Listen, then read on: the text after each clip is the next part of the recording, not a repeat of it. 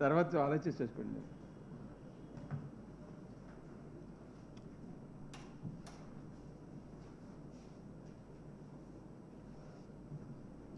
Hey, first of all, my apologies for being delayed. I mean, that's something which I normally don't like, but I'll make it up for in the manner in which we are going to discuss. Can you just take off one light in center? It's too bright. ఒక్కటి మధ్యలో.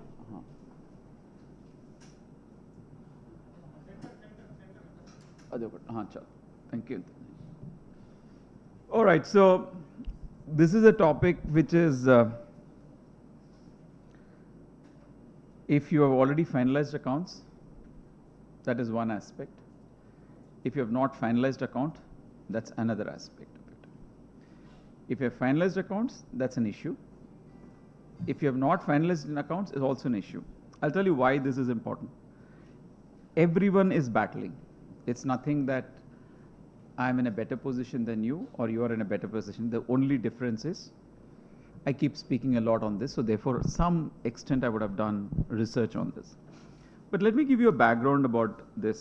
And whilst there is a lot of activism that is happening today, this activism which is happening will continue on the chartered accountants, because no matter what it is, the society or the expectations from the regulators is that we have to do the right at the first time.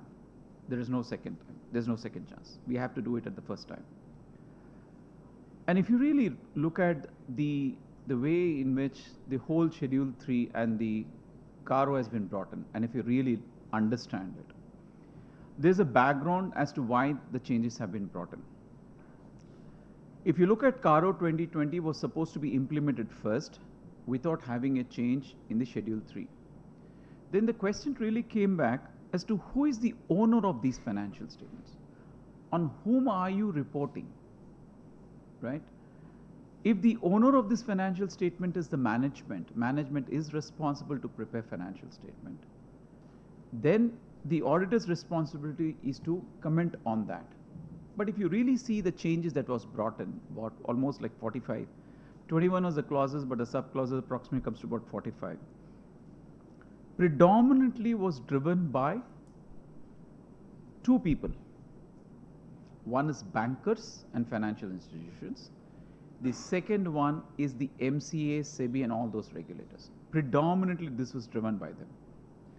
If you see any change in the so-called Schedule 3 and CARO, if you are doing the audit of a bank, if you are issuing a certificate or the end use of certificate for a bank or a financial institutions, or if you're involved in maintenance of the company's account and dealing with the register of companies, this is a direction that what we have been doing is what is not getting reflected. I'll give a simple example. If you say that the financial statements, when you go and approach a bank with the financial statement or the project plan saying that this is your assets, this is the charge that you would create, this is your contribution that will bring towards promoters. That's how it is put in. And you see the projections that are given. First year loss, second year loss, third year loss, fourth year profit, fifth year profit, sixth year bumper profit, super profit, mega profit. You see any project reports. Depreciation remains constant, profit keeps on increasing. And the banker gives the money to the company because you have submitted, you are a chartered accountant, we are all chartered accountants, we are very good in numbers, so the money is given. What happens? Year 1. Year 1, loss, okay fine. Year 2, year 3. Come to year 5. Whatever was projected on which the loan was sanctioned and what is actually seen are two different things. Now, there is a requirement under the Schedule 3 that if it was your original project, which had said that this is what you'll achieve, and this is what is achieved, you need to balance and you have to give a reasons. As simple as a project report. Suppose you're all, why I brought this bankers is because you all would have finished all the bank audits. And also come back why this is important. Today the concept is called red flags. There is nothing else called red flags. Red flags are those where even if your loan is good being serviced, that means the banker has given a money to a corporate, the corporate has been servicing that loan by paying the interest or in principals on time, and therefore everything is smooth. But that corporate in which you are involved, or that person who is involved, or the entity that is involved, has got certain survey notices, has got certain demands, has got certain things which are not appropriate. That means a GST violation, could be an income tax survey being conducted, maybe some transactions which are with those companies which are not there, with shell companies. If those notices are served, those becomes what is called red flag accounts. And such red flag accounts has to be investigated.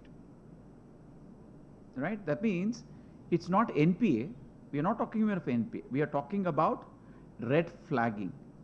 And our financial statements and audit reports is moving towards red flagging.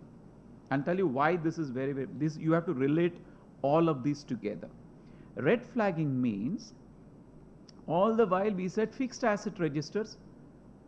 The company has got a fixed asset registers which gives quantity details, quality details, everything. If physical verification is carried out, reconciliation is done, no material discrepancies noted. Now what has they've done? If you see majority of the first clause in CARO, majority of the clauses say the fixed asset register is in the process of updation. The company is in the process of carrying out physical verification fixed asset. As and when such verification is carried out and reconciled with the books of accounts, discrepancy. Standard year after year after year after year. Now today what they've come back? Now this also happened parallelly, that land used to be the biggest issue, right? Because let's say company is into a BFR, or today it's a NCLT, it goes into a bankruptcy, the IBBC, right? It says that the promoter should bring in X amount and the banker would give so much after the haircut, right? What does the promoter do? He says, okay, fine, I'll give my property, I will give you this, I will give you that, right? He brings in this. But is the name of the property transferred to the company? Answer is no. But for the bank condition, did you bring in that value of the property? The answer is yes. So today when you do the presentation, you now have to say who is the owner of this asset, which was not there before. So now we are moving away from what is called as examination of books and accounts. There are three concepts that you need to understand. The first concept is there is a financial statements. The second concept is called internal control of financial reporting. The third concept is your company's auditor's report order 2020, right?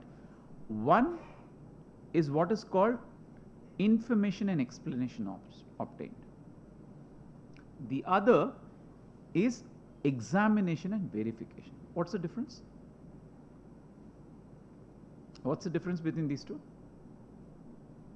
Information and explanations obtained versus examination and verification. What's the difference?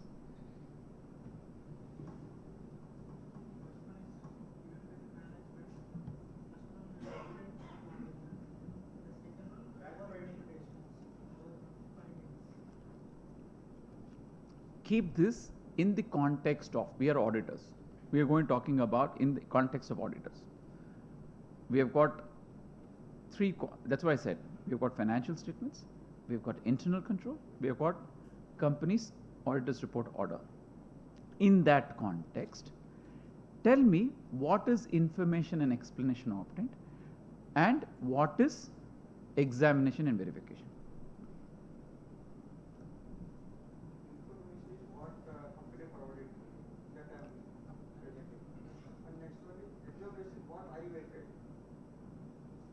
Okay?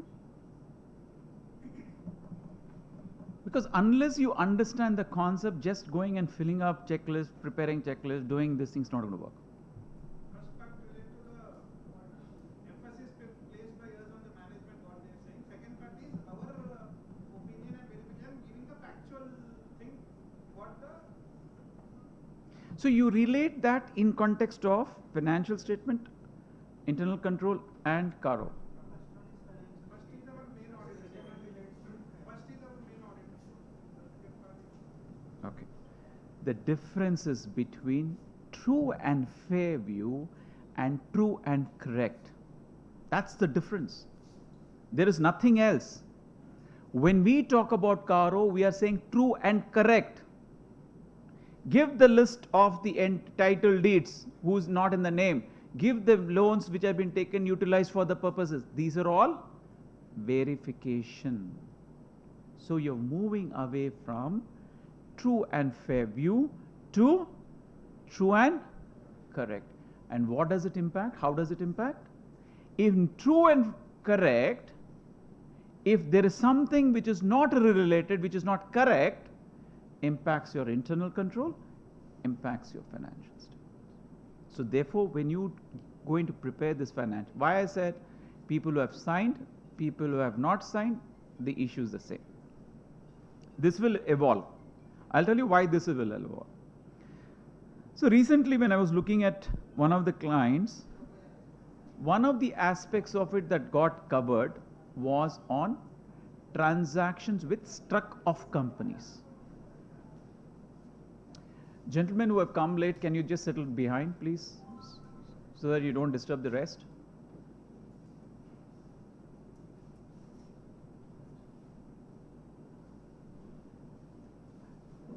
Let us up. Always people who come last, you should put a chair behind so that therefore they don't disturb the rest of the crowd. All right. So transaction with struck-off companies. So where will you find this information? Where will you find this information? And how will you relate it?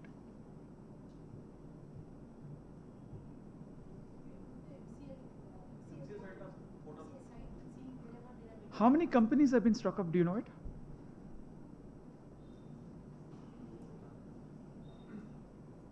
Sir మీరు certificate తీసుకున్నారు, మిమ్మల్ని అడగాల ఇప్పుడు అన్ని certificate మీ దగ్గర ఉన్నాయి. ఇప్పుడు forensic certificate, valuation certificate, ఈ సర్టిఫికేట్, రోజుకో సర్టిఫికేట్ పోస్ట్ చేస్తారు. చెప్పండి. అండ్ సెక్రటరీ కూడా మీరు. More than 2 lakh companies have been struck off. Now, if you have to take the entire dump and say whether there are transactions with these entities, what sort of transactions? So I found that the struck-off companies had investment in this company. I found the struck-off companies has got payables in this company. I found the companies has got trade receivables. How will you relate? And what is your obligation? So you are very, very good, excellent, great auditor. Put all transaction with this struck-off companies. MCA comes and says, is this illegal transaction? Company is not there. You have reported you've got transactions. So what did the auditor say? Sir, I don't know, sir. The Companies Act required me to publish it, so therefore I published it. If you give this information, you have a problem. If you don't give this information, you have a problem. How do you deal with this? I think this is where examination and verification comes. Please look at it. Please don't sign. Whether it is a public company, whether it is a private company, whether you are a proprietor company, whether you are a partnership company with a small, medium, big. I've done very recently one QRB of a proprietor firm in Mumbai. Just imagine from a QRB side, I am going and I am doing a QRB on a person who is a proprietor and tell him this is not there. What will happen? It can happen to anyone. All I'm trying to say is when you sign off, gone away the prayers and all of that. When you sign off, don't take representation. Representation is only an additional information to support you for the documents that you have verified. So this is one aspect of it which you need to examine. The reason is, you may have reported, we have forgotten about it. 2 years down the line, 3 years down the line, the ROC will write a beautiful mail. Please let us know how did you verify this, whether this resulted into an illegal transactions. Because if you have struck off these companies, those companies are considered either shell companies or the companies not been in operation for more than 20 years, and that's how the whole this thing. The onus is on us to say what is the nature of transactions. I'll give you another example. There was, and these are all live cases, huh? This is not something which is, there was this company which was a shell company. In the admission to the authorities, he says the transaction with this company, which is a listed company, is not appropriate, is a fraudulent transaction. I am the person who is receiving this information, and I have received this information. From my side, when I ask the company, what is the support? There is a valid invoice, there is a valid dispatch, there is a valid collections, and it is accounted. Now you have the other side, because the income tax person has served the notice on you, saying that now you demonstrate, how do you ensure that this transaction was valid? Because now it is not the one way around, it is both ways around. So therefore it is important that when you have a survey, when you have a notice, when you have got an assessment which has an impact on the financial statement. So let's say because of a survey you have accepted to buy peace. Generally what the word you use? So income tax officer के साथ थोड़ा peace चाहिए sir, so इसलिए हमने इनको 1-2 crore दे दिया sir. How did you do 2 crores? Disallowed expenditure or income not supported, something else he gave. You are the auditor of that financial statement which you have signed in the earlier period.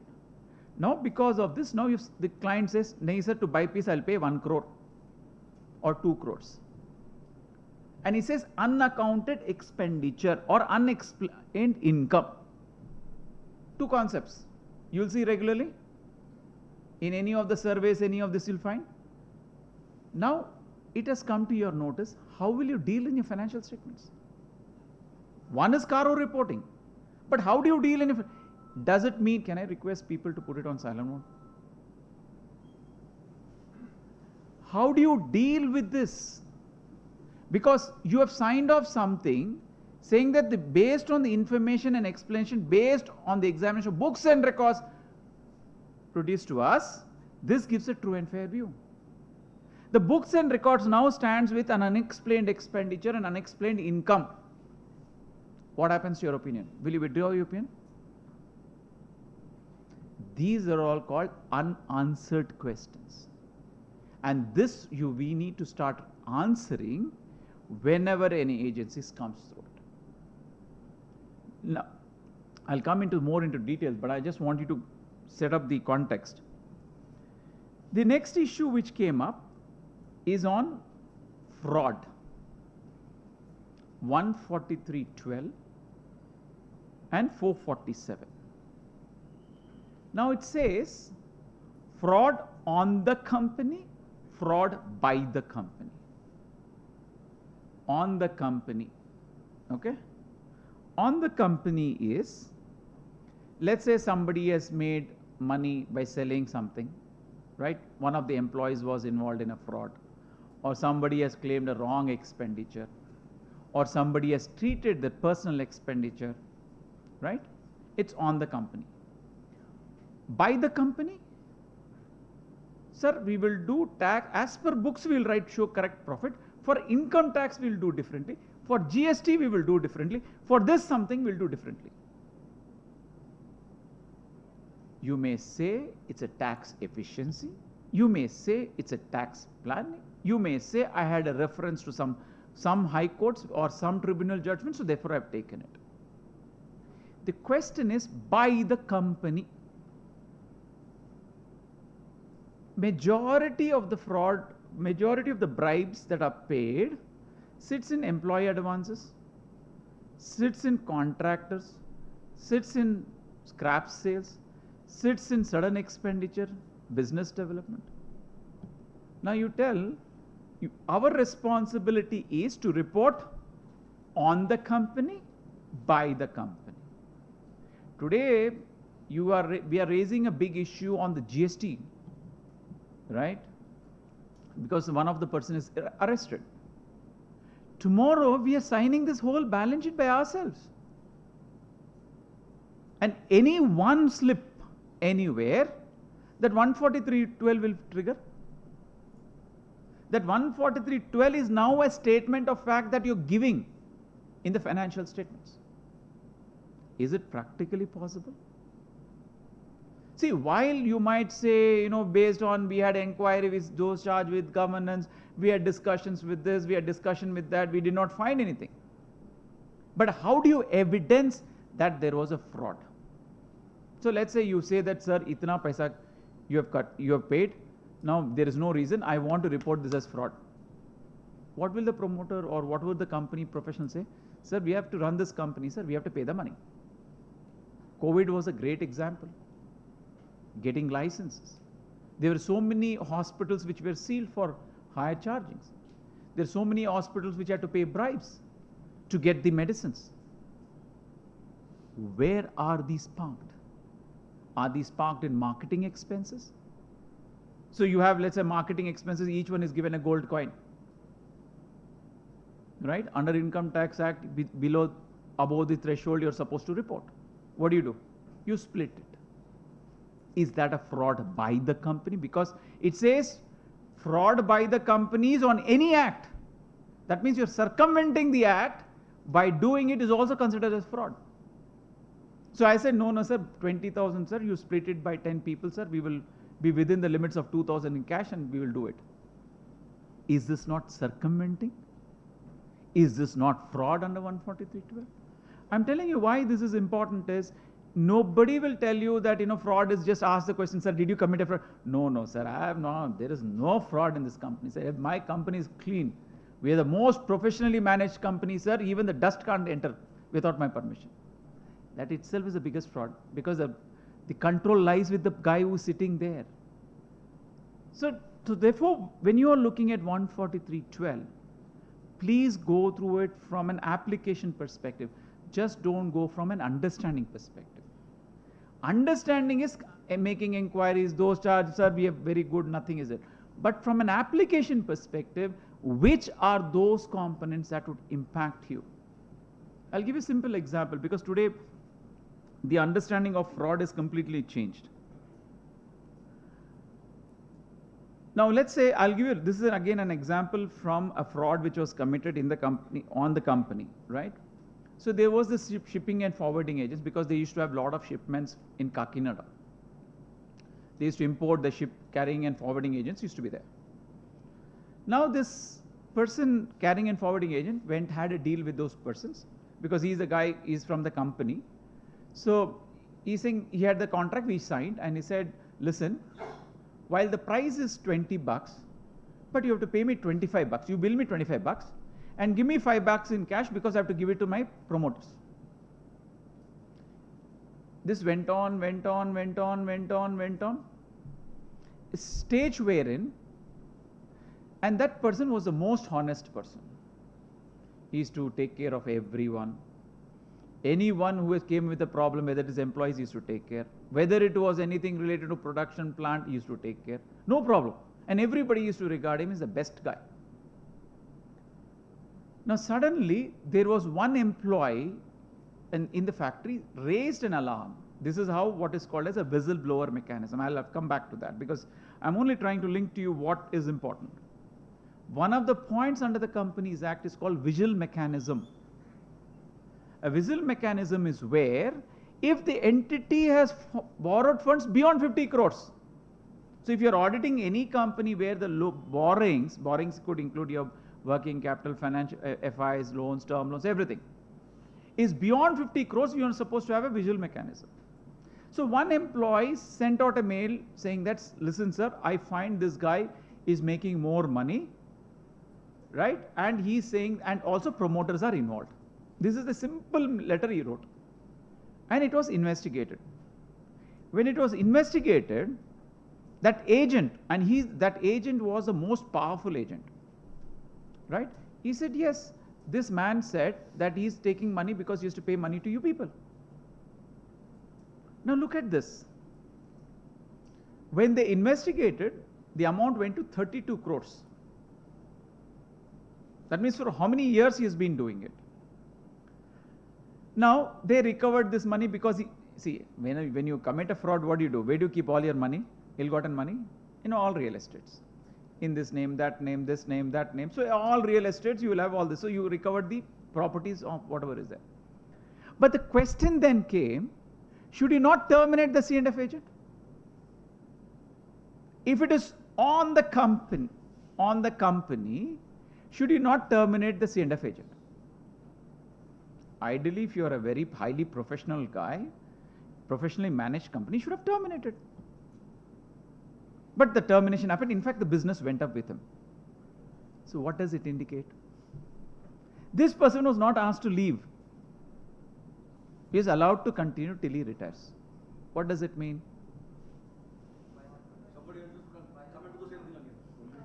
The point is, how do you, because beautiful companies, what to do? They appoint a legal counsel, they'll appoint this, the guy will go, will do investigate, they will find out, and they will find the root. They'll only, because see, whenever a fraud is done on behalf of a promoter, what do? The promoter guy will not be involved. The only guy who will be involved is this person. That's called Benami transactions. I'm just trying to link how this through comes to it. So when you have this Benami transactions, only this guy has been made silent, they recovered property given, probably you would have been paid somewhere else. But the point is responsibilities of whose responsibility. So therefore what you should do as a responsibility towards 143.12, you should write that there was a fraud which was this thing, the company had recovered it, this is the amount. Therefore what happens? You are bringing a statement of fact. If you don't bring the statement of fact in the financial statement, अरे नहीं भाई अगर आप लिख दिए तो बहुत मुश्किल हो जाएगा, आप देखो बैंकर वाला पैसा नहीं देगा, एक पूरी इनकम टैक्स वाला आ जाएंगे, वो आ जाएंगे, सर आप डिस्क्लोज मत करो, सर पैसा तो आ गया ना sir. So you have an obligation saying that, oh, you are very considerate, yeah, so money has come, they've recovered, that guy is a fraud. But the whole problem is, from an angle of 143.12, when we have an obligation, why should we not disclose it? So don't be under that, the umbrella. Let me be very honest. As we are going next 5 years, audit will not be there. Okay? Because everything is going to be connected to, every transaction will be online transactions. Just wait and watch. Everything will get into automated, and every transaction doesn't require an audit. End to end, they will have all this information. But then what happens is, value add services where we need to. So second most important aspect of it, fraud, where does it happen? Fraud happens only when you know the person well, right? Your related party transactions, your subsidiaries, somebody who has been there. So I'll give you one example of that. So when we talk about related party transactions, what do we talk about? What do we talk about when we talk about related party transactions? Sister concerns, subsidiary companies. How do you determine that? Shareholders, directors, wife. So we are all, before the Companies Act, before we had 1956 Act, we used to have one schedule. After Companies Act, we have another schedule, right? So we go back and see, sir, ये अगर इसमें connect हुआ तो related आ जाएगा, अगर इसमें नहीं है तो related नहीं आएगा. So you can have outside of this. So we go tell them that you do outside of this will not come under related party. We talk about related party arm's length transaction when we do the transfer pricing, not from Companies Act. Sorry. मैं बता रहा हूँ वही, आप वहाँ पर जाओगे कि सर ये related party 15% है, 12% है, 10% है, 5%. That's how you do it. But the fact is, related party transaction, we say, sir, outside of this is not related party. So there are companies, and these are all, again, I'm telling you, how you need to identify companies which does not fall under the definition of related parties, but the nature and substance of transaction leads to related parties. That means it does not form under the algorithm of the related party definition, related party standards. It does not fall under any of this. But the nature of transactions are such that it is a related party transaction. So I'll give you one example. So there was one transaction. This is again India. So first of all, we should acknowledge there are very hardly few companies which are called as professionally managed companies. Whether it is your Shark Tank, whether it is you so-called your startup companies, whether you call the unicorns, any cons you talk about it, everything is promoter driven. You take any company. You may say they are professionally managed. This is promoter driven only in India. Okay, professionally managed is only the next line in level. So here is a transaction with a promoter driven professionally managed company. There is one transaction for carrying out janitorial services. Anybody comes, sweeps, does these things. The expenditure is 5% of the expenditure. If it is an all cleaning, sweeping, mopping, will it be 5% of your total expenditure? The nature and the substance are such, it tantamounts to a related party. That means they don't fall under definition of related party. So therefore, what you should do is not just restrict yourself to the definition under the accounting standards or the definition under the Companies Act, but should look at more closely on the nature and substance of transactions. And if you do that, then the related party transactions comes. The moment you question them, it's a related party transactions, they'll come and show you these are the quotations we have obtained. Who are the quotations? You will obtain quotations from those companies which will give you always the highest price because they have a standard operating procedure. It's like this. If you go to a security guy and if I appoint ordinary security versus group 4 security, will the group 4 security be higher or lower? Higher, right? But I will make sure that I get higher, right? And then say that this is lower and hence we gave this. So you are happy. We have a documentation. We have a proper contract. There was a proper quotation obtained. We have looked at the analysis. We looked at the competencies. That's all good. Now look at the other part of it. That company does not, and it was given to an individual. Let's take it was actually given to an individual. That individual does not have people. Now that individual has got another proprietor company. So what you do is, you split this. See, if I can write Ganesh and Co. doesn't know whether I'm a proprietor, whether it is a partnership firm, I don't know. It's only Ganesh and Co. So I will assume that's a partnership. He gives to another company. So what you do is, you split that income, one to the proprietor, because the moment you give it to an individual guy, the money paid will be shown high and then he has to pay more taxes. So he splits it with another person. So he says, it's a tri-party agreement. Me, this person and that person. And what happens is, whatever is the differential amount that he collects goes back to the promoter. That means I gave a contract through all the quotations. I made sure I got this, but I don't have the people, so I subcontract to it. But everybody has got dresses, everybody has got, then you think, wow. In fact, somebody comes and investigates it, he'll come and clean it up and show it. See, look at the expenditure that we have incurred. So therefore, when you look at related party transactions, please don't look at from a definition perspective.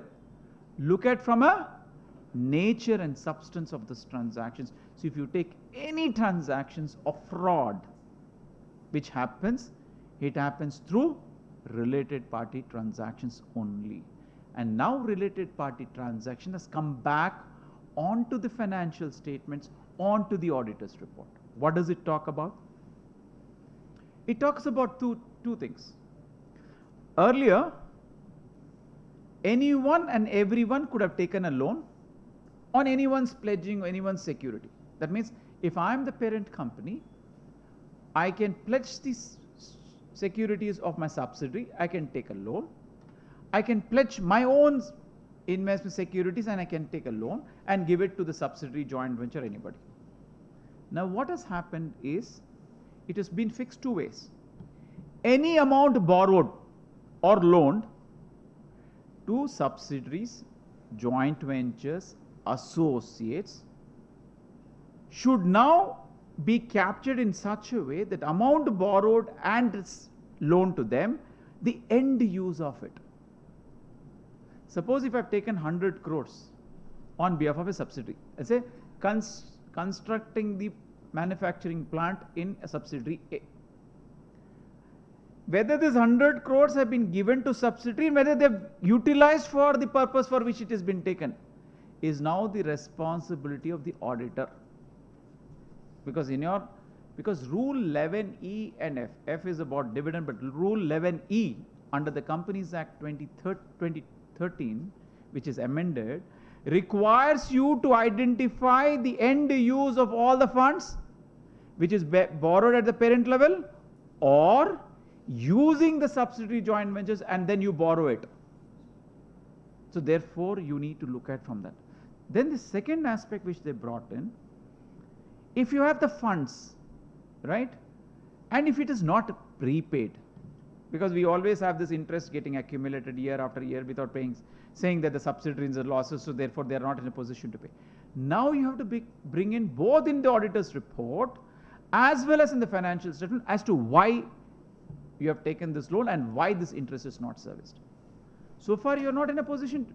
Till 2021, was this information available? Information is not available. Today when somebody looks at from a banker's perspective, when he looks at the financial statements, he looks at your entire balance sheet. There is what is called borrowed funds, equity, financial liabilities and assets. He looks at your borrowed funds and looks at your current assets and your fixed assets. Where do you find the money's maximum in any balance sheet? In any balance sheet. The only place where you'll find more is on investment, and other one is loans and advances. You take any balance sheet other than your fixed assets. Investments and loans. Who are the people? Subsidiaries, joint ventures, associates. That means you took this money at a borrowed funds and then went and deployed it. You do not even know when this money will come back. So then the question came up, have you utilized for the purpose of what you have taken, or you divert the money? How do you do diversion? I'll give you a thing. Expenditure during construction period, right? We had one guidance note on expenditure during construction period. Anyone is aware of those expenditure incurred during construction period as a guidance note? No. Exactly. People have forgotten. People have completely forgotten. There is something like a guidance note which was withdrawn. Manjula, you should know about this. What is this, Manjula? At least I can look at the grey hairs and say, or the painted grey hairs and can say what it is.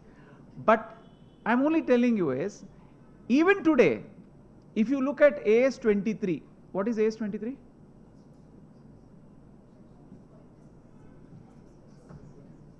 AS 24?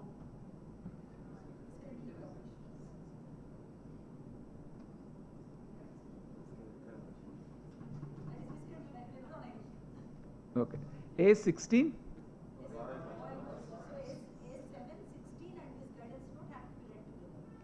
Right? Now you got a borrowing cost. What do you do with AS 16? Anything and everything you'll say capitalized. Temporary, not temporary. Because this money is taken, you keep capitalizing it. How long you keep capitalizing it? Because you don't want to show losses, you keep on adding. What else you add? Salaries. So you have taken a loan, You put your son-in-law, your brother-in-law, your son or daughter somewhere as the managing director. All this amount paid is capitalized towards expenditure and construction, and the asset never comes back. Today in the balance sheet, you have to give the aging of CWIP. What was your original plan? What is the revised plan? And the reasons why the assets are not put to capitalization. I'm just saying, if you want to link it, that means now you have to go back and see which are those expenditures which should have been charged off. Other than temporary deployment, right? Because other than temporary disruption. These are all the words that you use in your capitalizations. So if you go back to this part of it, end use, nothing is moving, but salaries are being unpaid. End use is what? I've employed my person. But the asset is not getting commission. But the person is paid salaries, because directly involved, related to that project, you can capitalize it. So this managing director who is a relative is sitting there, is directly related, you keep on capitalizing it. What is the end use? Is that a diversion? Have you went back and said, what is that son-in-law doing sitting there? So all the son-in-laws, daughter-in-laws, father-in-laws, brother-in-laws, related parties is now coming back into the main financial statements. So therefore, when you are certifying, so therefore don't take any audits of subsidiaries because the parent auditor says, no, I will not do any sign-off of any subsidiary because they're all related party transaction, I won't want to do it. So you think, you are a big company, you are a small company, we will go and sign it off. Equally, you are responsible for the same information which should have certified by the parent auditor. So parent auditor, if he has refused to sign the subsidiaries or joint ventures, then you will generally find this. Sir, don't get into all this. Parent company, keep it clean, sir. I don't want any frauds. Keep whatever payments, everything in subsidiary. We will not be the auditors for the subsidiaries. Have you heard this story? It is quite common. Sir, आप subsidiaries को बना दीजिए, sir, parent के पास तो clean रख दीजिए. Now, when you are taking that response, and you will take that responsibility of signing off on transactions which is not in accordance with covenants. How many times we have seen covenants? Do we open up bank covenants and say every year, this is the asset should be created, this is a charge is created, this is what it should be pledged? How many times have we done? Sir, bank confirmation notice, sir, online bank statement है, sir, आप देखो code दे देंगे, sir, अब देखो sign कर लो. So question now is, from an information and explanation received to examination and verification. That's why I'm trying to relate this.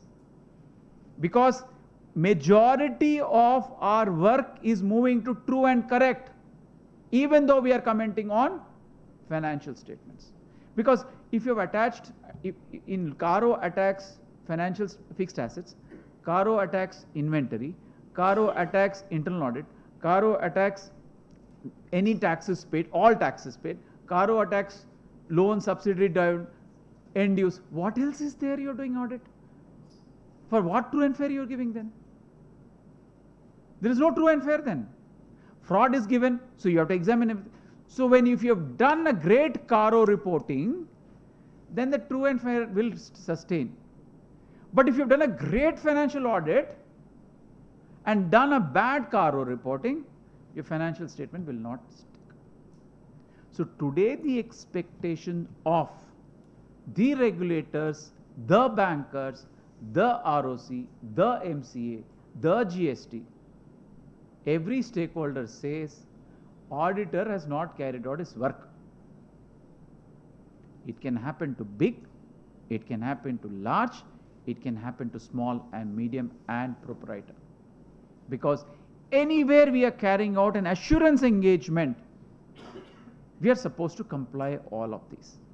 That's why I'm saying, when you relate this, when you take CARO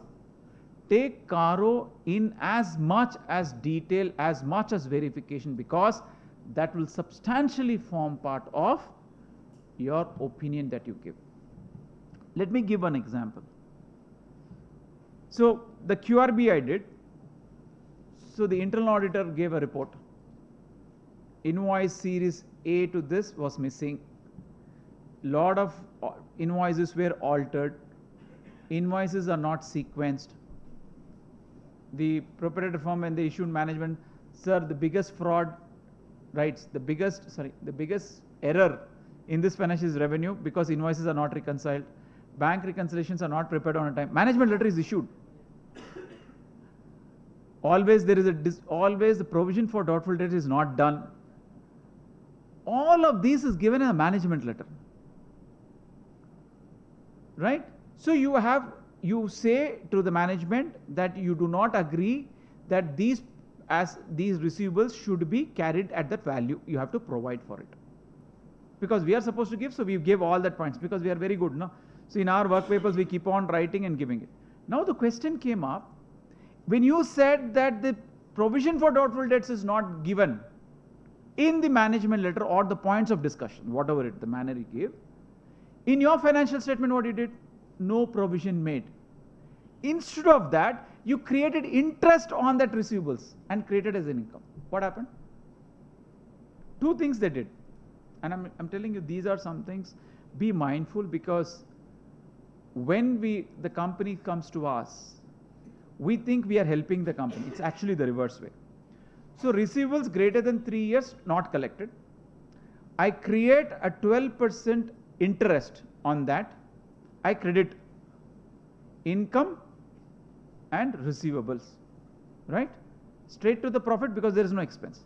Second thing what I do, because the goods are, you have got this material in transit, I take the entire inventory as debit inventory asset and credit P&L account with inventory value. What happens?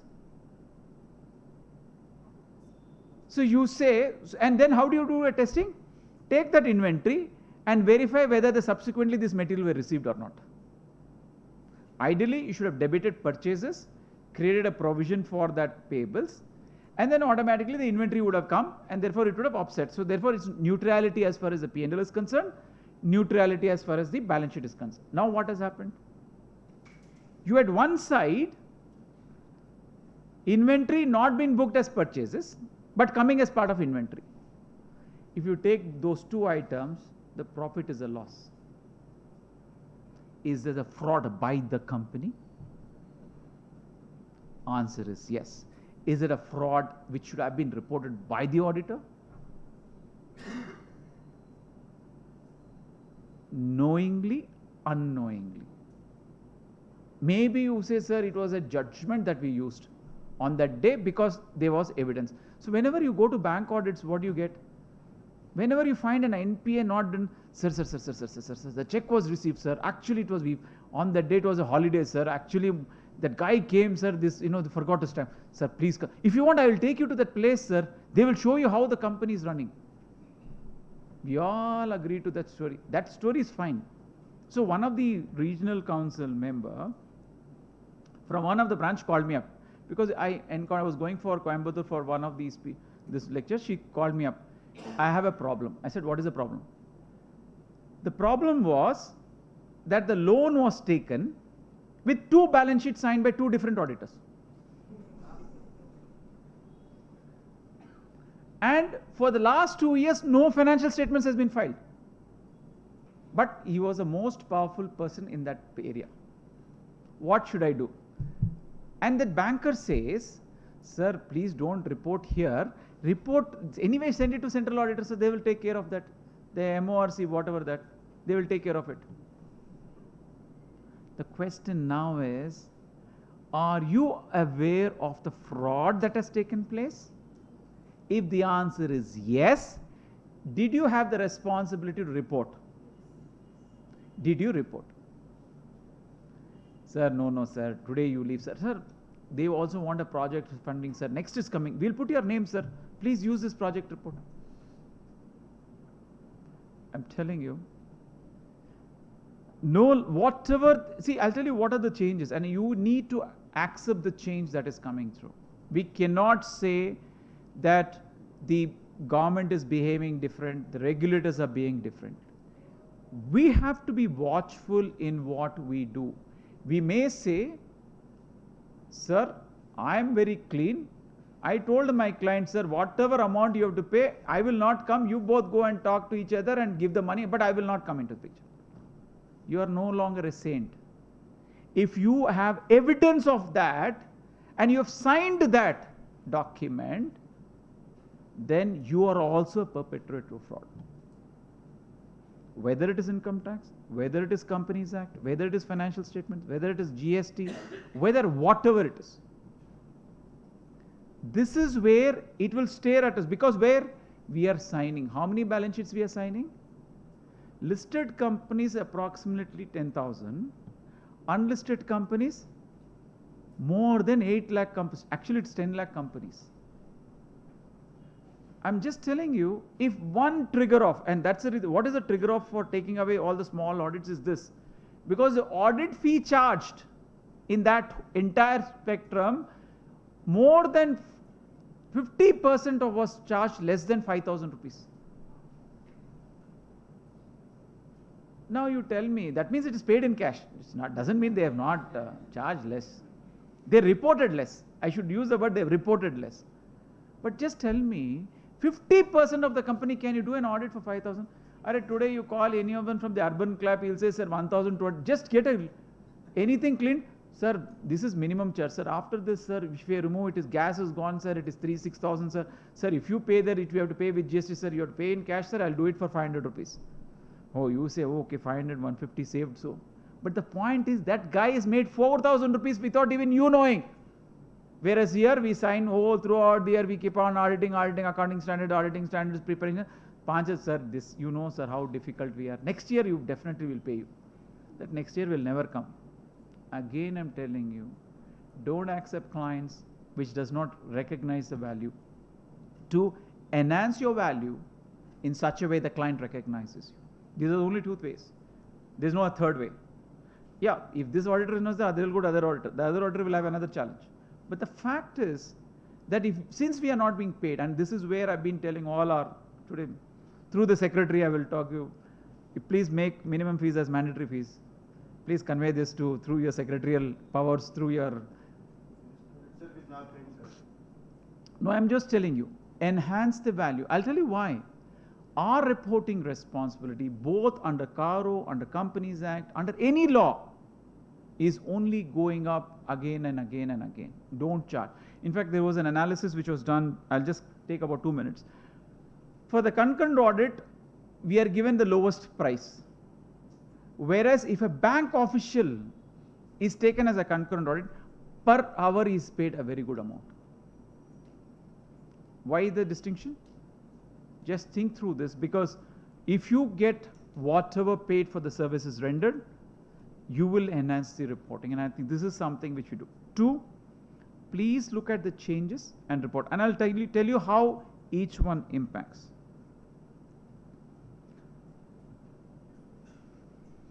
Now, one of the aspects of CARO is it's not only applicable for standalone financial statements, it's also applicable for consolidated financial statements. That means you need to get reports. So earlier you were not bothered. For CARO, it used to always be on standalone financial statement, you used to report on that.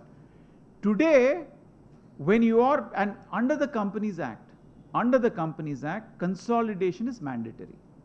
Not under the listed alone. Under the Companies Act, consolidation is mandatory. Now, if you got consolidated and you say the other accounts are not audited, should you not bring it out in the CARO reporting? This is something which you start looking at it. But let's say the other auditor has qualified the CARO itself.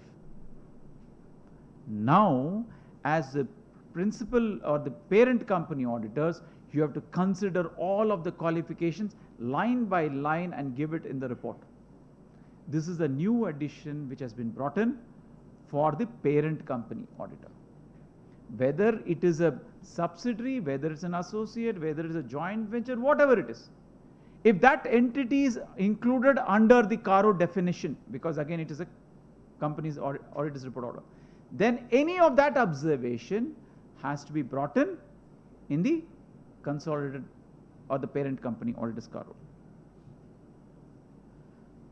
This is where I said we are moving from verification and to from information and explanation to verification and obtaining evidence, called the examination. When you examine, you obtain evidences, and evidences, please take evidences and keep copies of evidences. Let me give you one example. And again, I'm saying these all comes through experience. It doesn't just come like that. So there was one audit which we took over. So we were examining the records. So one of this examination was land records, right? Typically what happens, all land records are, because they have what mortgage, everything is there. The banker sends a say, this is a charge created, everything is there, register of charges. So we did what is called as, let's do an examination of whether the property is in the name of the company. He says, no, sir, this is a state where they don't give in English, it is always in that language, so therefore we don't know. I said, no problem, get the confirmations. The confirmation was received by the lawyer.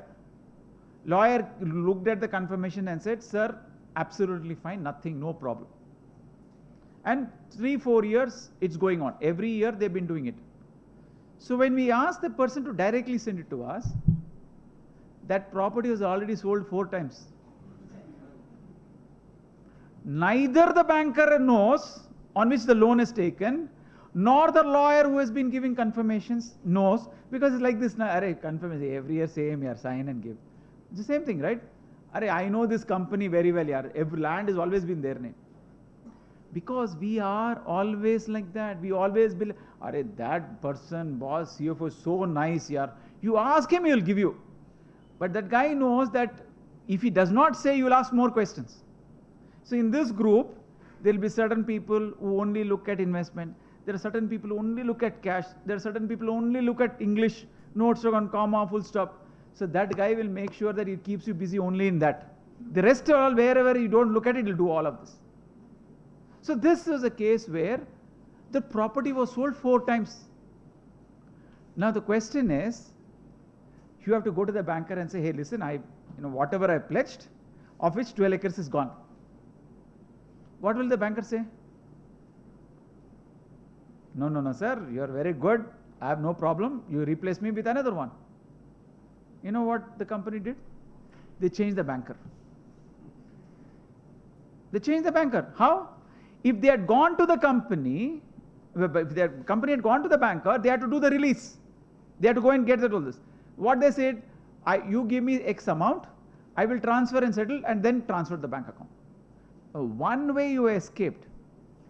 But how will you address in your financial statement? All these years, you have been saying it is your land. And which year you sold? 3 years ago. Not even current year, 3 years ago. Because the balance sheet size was so huge, the income was so huge, it was immaterial. Right? But the disclosure went in the financial statements with all of this. But just imagine, it was not material. You don't even know. And again, I'm telling you why this is very important is, when we are reporting under CARO, whether the property is held in the name of the company, held in the, this is exactly what it is. You need to bring it out. So if for land, get the, where do you get, how do you verify land?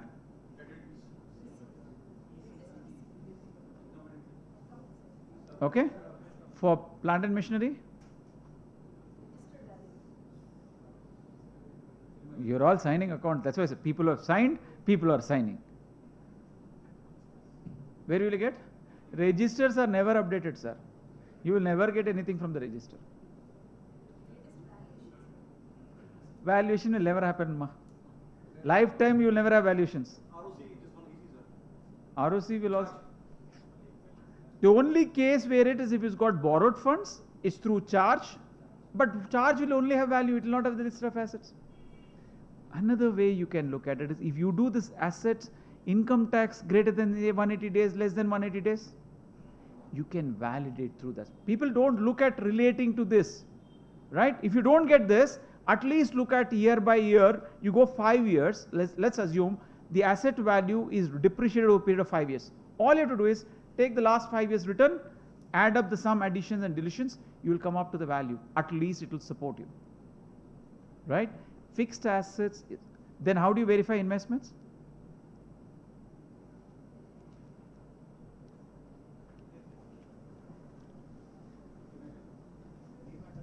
Investments are how many subsidiaries will be in demat account, how many will be, if you have listed, if you have, how many are in demat accounts? Not all are in demat accounts, no? Not all are in demat accounts, you agree? Okay, how do you agree? All shares should be in demat account, no? No, even that you should have in demat account. How will you transfer? Physical form you will transfer. It has to be in demat account. I thought you will at least correct me here. Mandatorily it should be in demat account. It need not be in that, that there are various people who maintain demat accounts, the bankers, the register. There are a lot of people who maintain it. Now the question why I'm saying is, let's say if there is a debenture, how do you get it? Where do you verify? Okay, that brings about. So there was this company, and why I'm saying is this is where it's very important. They borrowed funds at 10% and gave a non-redeemable debentures to its subsidiary at 0.1%. So the clause 11E and the CARO requires you whether the funds that have been taken and loaned to its subsidiary are not prejudicial to the interest of the entity. That means you've taken at 10% and given at 0.1%. Is this prejudicial to the interest of the company or not? Wholly owned subsidiary they have given non-redeemable debentures. If the answer was so easy, then will you write the company took it and gave it at 0.1, they lost 9%, 9.9% the day one itself? This is where your judgment will come up as to why did they take and give it 0.1%. Because they would have given certain other security receipts which comes to the favor of the parent company. So therefore, just do not look at it just by how they have lent it, but also important is how have you structured it. So therefore, the money that comes, that means you need to arrive at the cash in and the cash outgo. If the cash in is greater than the cash outgo, that means it is not prejudicial to the interest of the entity. Otherwise, there is no other way you can do it. How will you do it? How do you know? That means, am I at a loss? Is the parent company at a loss? Or the parent company is able to make money out of it? If you are able to establish that, that is how you determine not prejudicial to the interest. Just don't write English statement there. You need to go back to that and see the cash in and the cash out. The cash in is greater than the cash out. That means the company is in a better place. Otherwise, you may have to qualify or comment on it.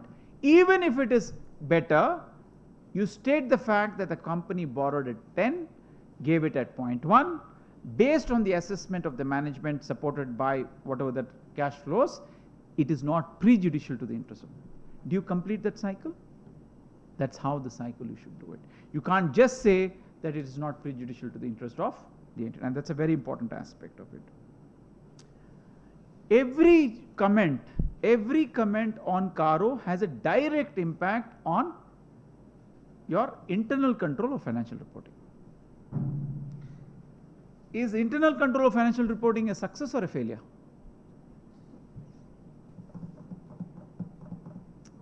How many people have signed IFC for past 7 years? All of us, right? No. Everyone would have signed IFC, no deficiencies. IFC is the biggest failure in India. The biggest failure is IFC. Actually, we should remove that reporting of IFC. You may have so much of guidance note on IFC, but IFC is of no use in India. I'll give you a simple example. How many of you have commented on, how many of you have commented in your audit report that the fixed asset register is in the process of updation? Majority, right? or any discrepancies, physical verification is not in the company is in the process, or the company has a program in a phased manner as and when such physical verification carried out. That phased manner never comes for all 56 years. It will be the same. There is no change. Because for us, for the client, your audit report is not important. For the client, what is important? Sir, ये cash flow छोड़ो sir, balance sheet sir, profit finalize कर दो sir. If you are an income tax guy, sir, देख लो sir कितना ऊपर नीचे हो तो देख लो सर 1 करोड़ के बीच में है तो बस है सर. सर ये टैली नहीं हो रहा सर. देखिए सर इन्वेंट्री में कहीं तो भी एडजस्ट कर दिए तो हो जाता सर. सर अगले साल कितना बताएंगे सर? एक 25%. बहुत ज्यादा हो जाएगा. ठीक है सर, उसको स्प्लिट कर देंगे. So the client is interested only on profit. Client is not interested on the cash flows. Cash flows does, how many people have actually got a reconciled cash flow statement from the client? Every time the biggest problem is reconciling cash flow statement only. Because cash flow will never agree. Right? Because you did adjustments in this side, that side is not getting reflected. Okay? So cash flow is always the biggest problem. Whether small, big, medium, I'm telling you. And very few companies which gets that right the first time. Majority of the people do not give importance to cash flow. So we have done cash. Now in this inventory, there is an issue which happened. Now I have to bring you this concept of inventory because from two aspects of it. Existence and reporting. So two things that you need to understand. What is existence? Existence is carrying out physical verification. How do you carry out physical verification? Is it same for all companies or is it different for all companies? Right? It's different. Who is responsible for verification? Okay? So I'll give you one example. There is this physical verification. There are you have got classification A, B and C, right? A will be carried in the month of July, B will be carried in the month of November, C will be carried, I'll go with reverse. C will be carried in the month of July, B will be carried in the month of November, A will be carried in the month of March. Right? You are happy because you say 70% of my assets are inventory, so therefore I'm happy. Now what is the reporting? If there are differences in the verification, line item wise. That means what is the line item wise? Raw materials, work in progress or semi-finished goods, stores and spares, material in transit, whatever you call it. If line by line there is a difference of 10% and above as per your records, you have to state that reason. Now come in July, you found a 10% difference. Whereas that is only records as for July. You don't have records as of 31st of March because no similar verification carried out. How will you reconcile that? So the question is, verification of 10% when it comes to reporting under CARO is not at a point in time. It is as on a reporting date, whether that was carried forward and adjusted. So A class, B class, perpetual inventory, this inventory, that inventory, I verified here, I will only select 5 units today, I'll select next year 5 units, other 5. It's not going to work. If you have discrepancy of 10% and above in each line item, such discrepancy have to be reported in the CARO with values. So leave all this. This is anyway the most easiest thing. The biggest problem is if you have got borrowed funds, which is your working capital more, or any borrowed funds more than 5 crores. Whether the stock statements or the information provided to obtain the working capital, whether they agree with the books and accounts. When will it agree to the books and accounts? Only when you close, and you have to report on every quarterly basis. How many companies closes books and accounts on a quarterly basis? 1 company? 2 companies? 3 companies? No company was. Whether it is listed company, unlisted company, अरे sir, drawing power के लिए अपन पैसा ज़्यादा दिखा देंगे sir. So for drawing power, you always give higher, no?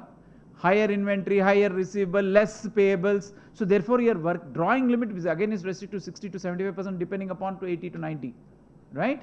So your working capital information. Now you are an auditor. If you are an auditor, what you have to, your responsibility, whether that information provided to the banker, whether that reconciles it. If it does not reconcile, what happens? You say it does not reconcile. So what is the challenge for you as an auditor? If you say it's only reporting, how did you then sign off your financial statement?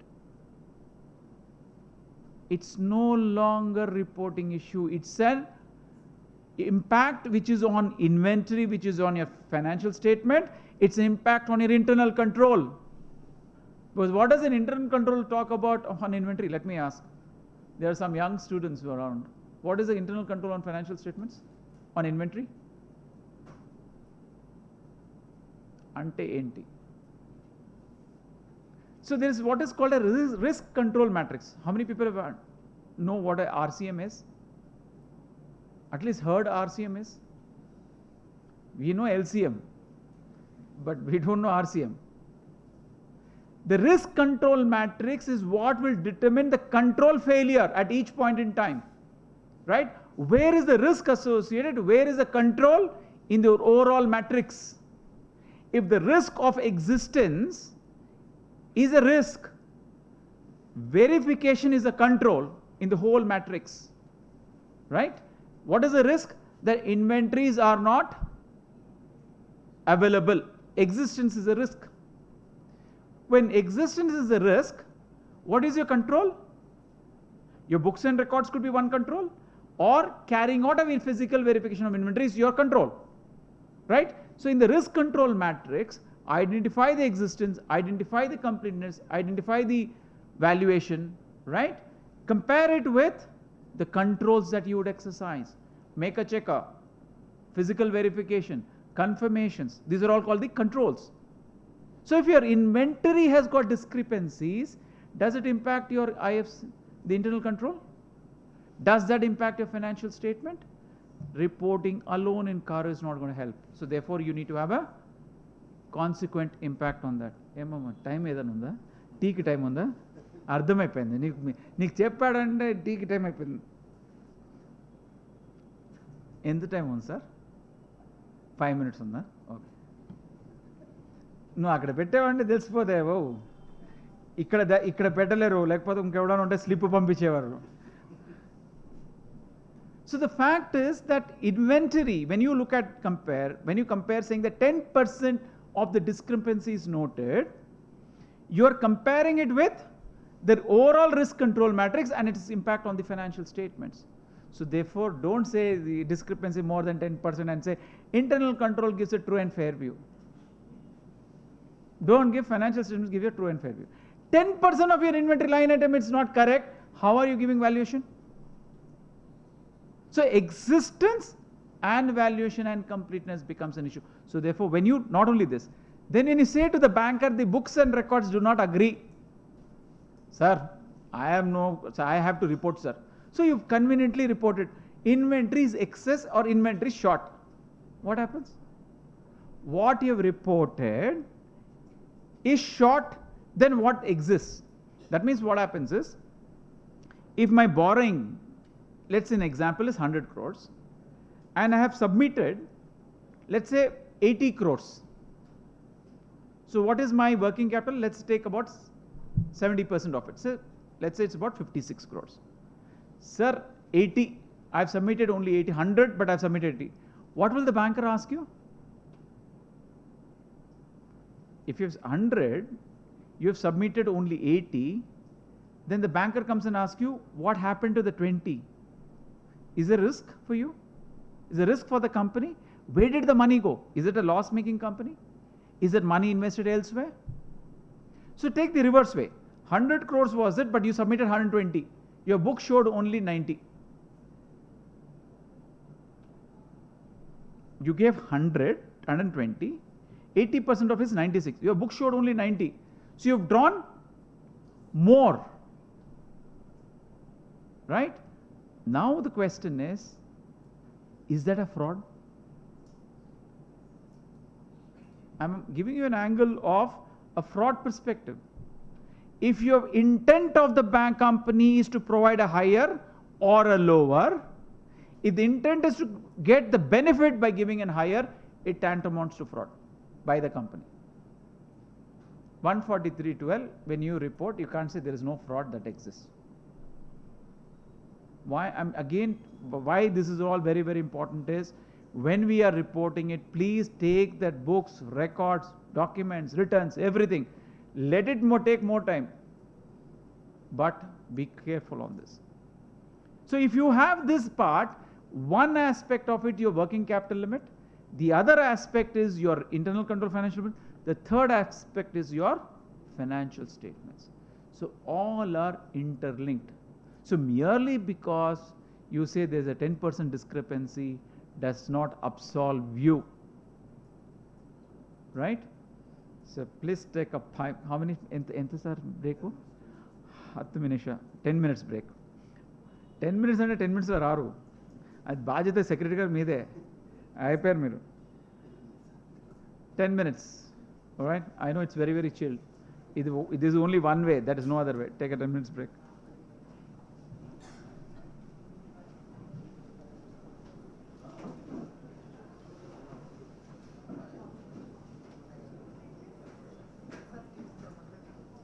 నేనే వస్తానా? Yeah.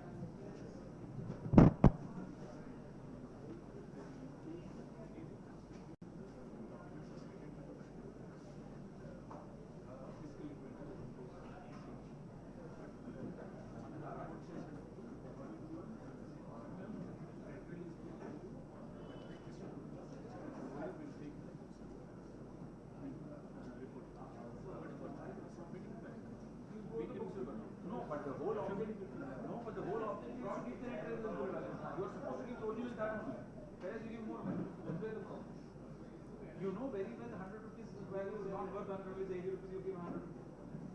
That's a problem. It's a big problem. But sir, one thing. Schedule 3 में CARO 220 very much common. So again, we came on schedule 3 also and again CARO 220. How can we give the reference we already know? No. The company plus company will give schedule 3. Your assumption is give CARO.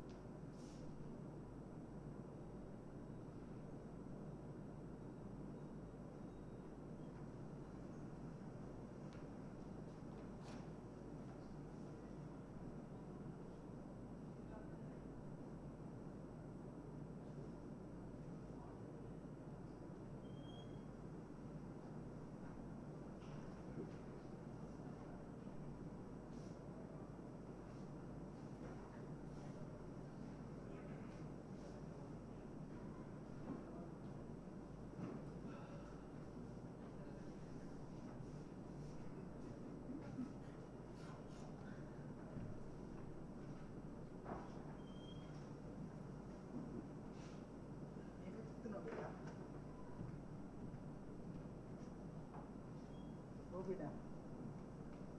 Be done.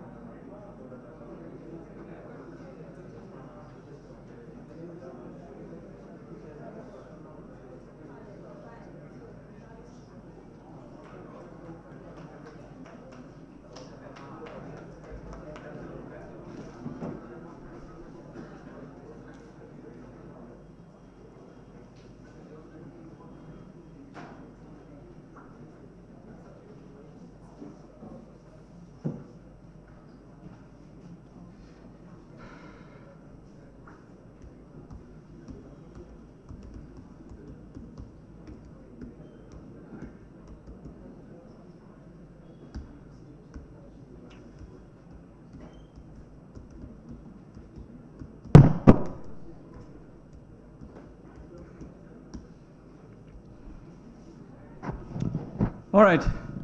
So French benches have gone. Secretary Garu. Sir, second was still there, sir. Second bench has gone, I said. So, sir. Sorry, the first bench has gone. AC చాలా ఎక్కువ ఉన్నట్టుందా?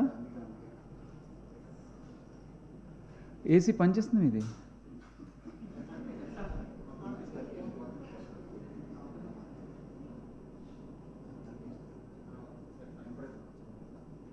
All right. So let's move on. So we were on inventories, right? Then, so let me bring back. How many people know SA 570?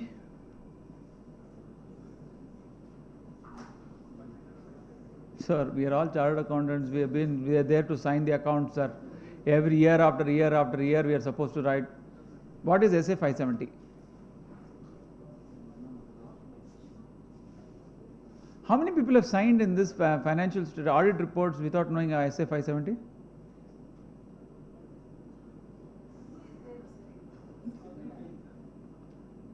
Be careful. There's a price that you pay to the Google. Our fundamental thing, fundamental. Sir ఉన్నారు మంజుల దగ్గర పక్కన audit ఎవిడెన్సా చే బాబోయ్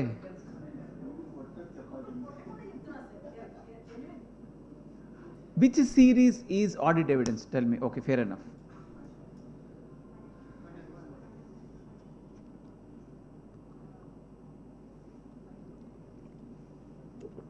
చూసుకోండి మీరు you are signing financial statements, you are signing balance sheet, మళ్ళీ రేపు అంటారు sir we did by in true faith trust నన్ను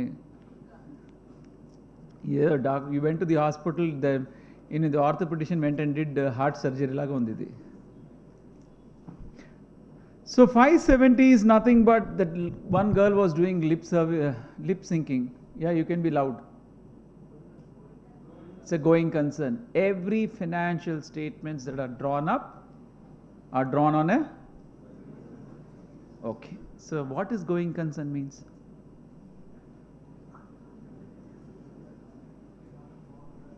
You can take a deep breath, Manjula. Obviously. అమ్మా చెప్పండి. ఫోకస్ డెఫినెట్గా, ఎందుకంటే ఎక్స్పీరియన్స్ వాళ్ళని అడగాలి కదా. పిల్లల్ని అడిగితే ఎలా sir I don't know sir చెప్తారు మరి.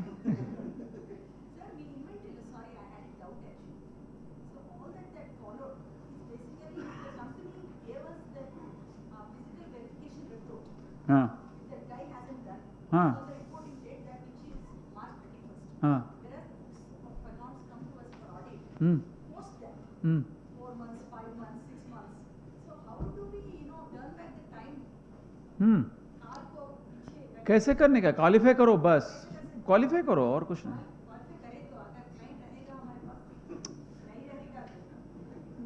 देखो सर, देखो मैडम, दो चीज होती है, आइदर दे एग्जिस्ट और you exist. Choice is yours, nothing else. Exactly, do it. I'm telling you, you can do specialization. My whole objective, leave this dirty audit job, get into specialization. Because anything to do with algorithm, nobody understands.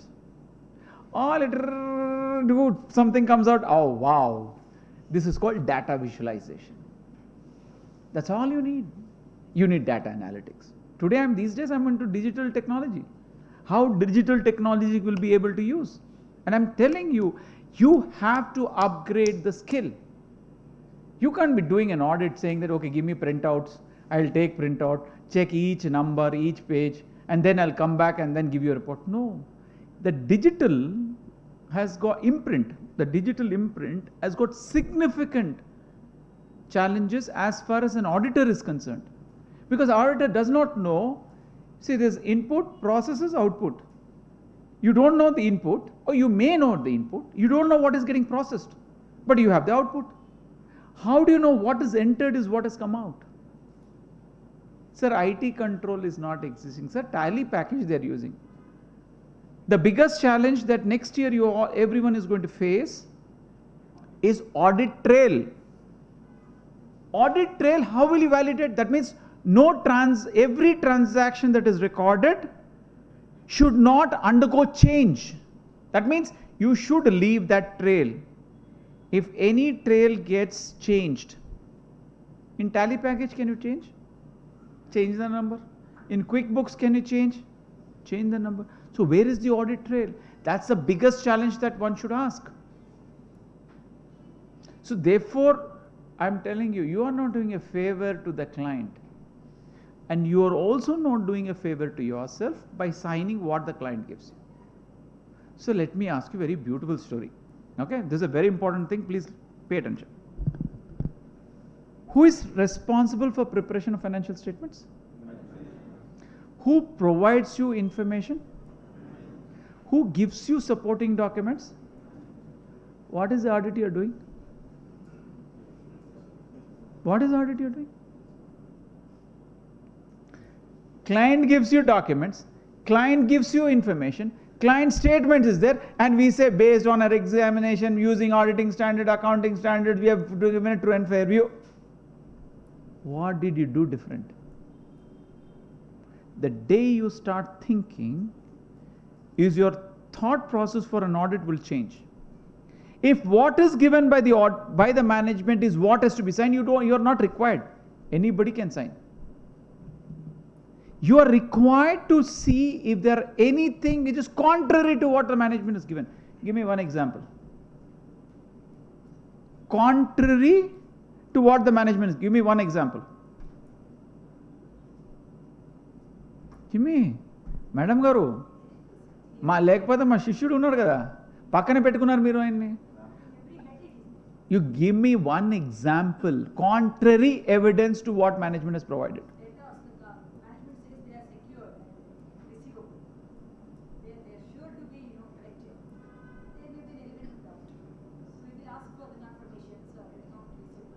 So confirmation not received, ma. Not done, ma. Next year we can see whether we have got the money or not. Not received. Tell me, contrary evidence. That not received, I said. Confirmation not received, reconciliation not done, collection not collected. Contrary evidence. Subsequent evidence. That's what is. It's not there. Contrary evidence. Think through. Contrary evidence. Contrary evidence. Correct. 1 point. Next. How? Okay. Go to the MCA. Pick up there this thing. Perfect. GST also we can find out the number also whether it's fine legally or not. Contrary evidence 2. Think.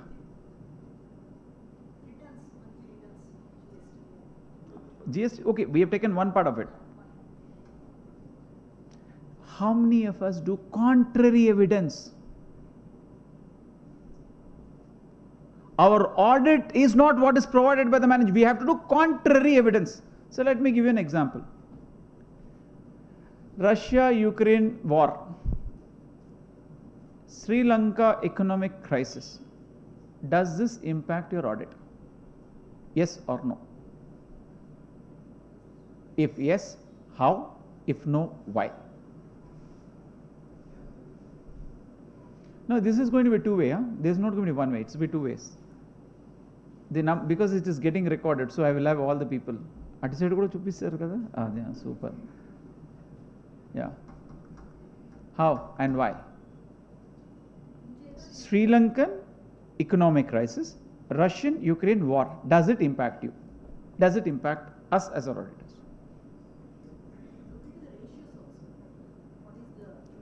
Madam గారు మీరు general English కాదు నాకు స్పెసిఫిక్గా చెప్పండి Russian Ukraine war కంపెనీకి impact ఉందా ఆడిట్లో impact ఉందా Sri Lankan economic crisis ఆడిట్లో impact ఉందా కంపెనీ మీద ఇంపాక్ట్ ఉందా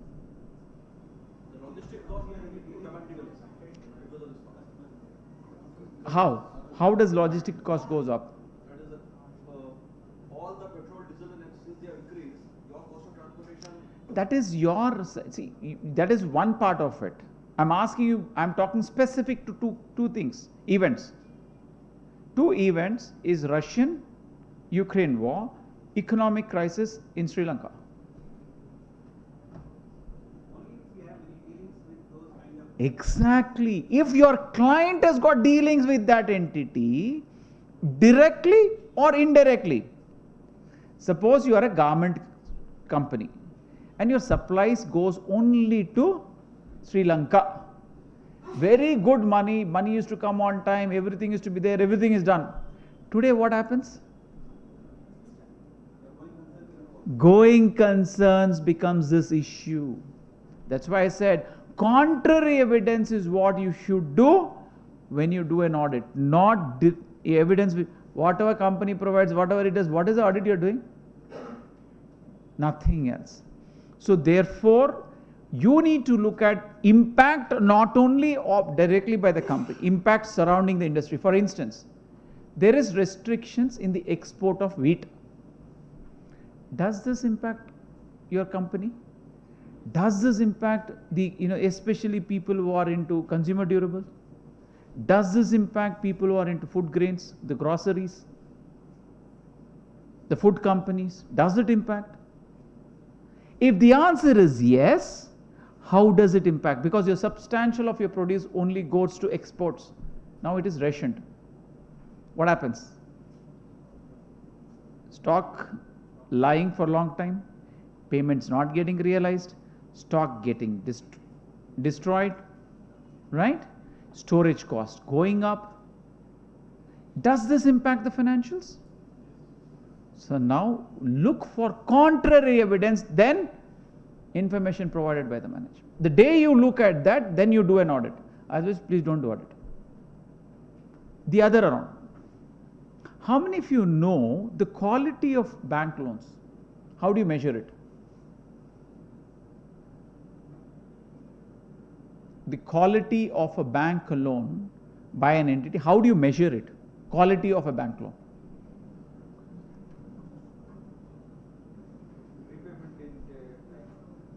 Okay.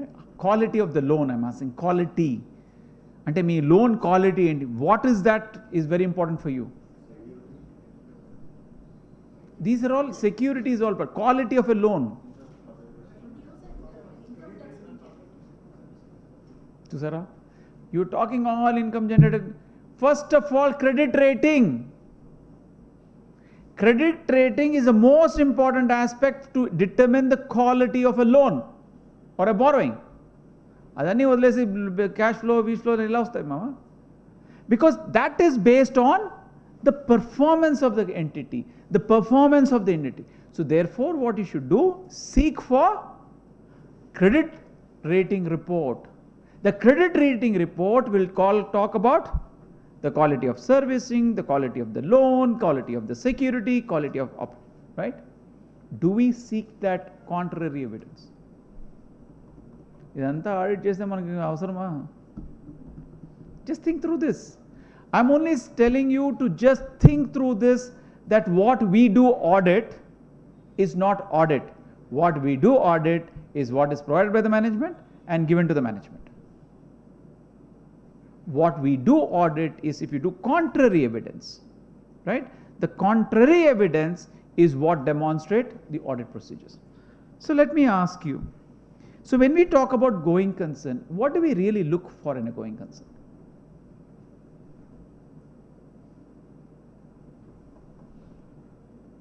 Hey boss, these days Ram Gopal Verma is very, very good here.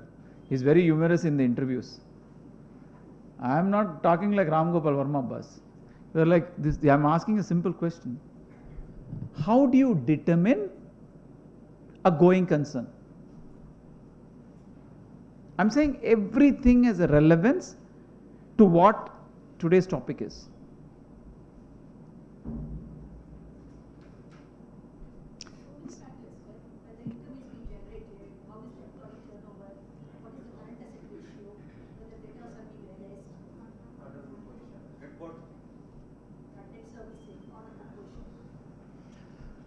Was this what we used to do at the time of SA 570R?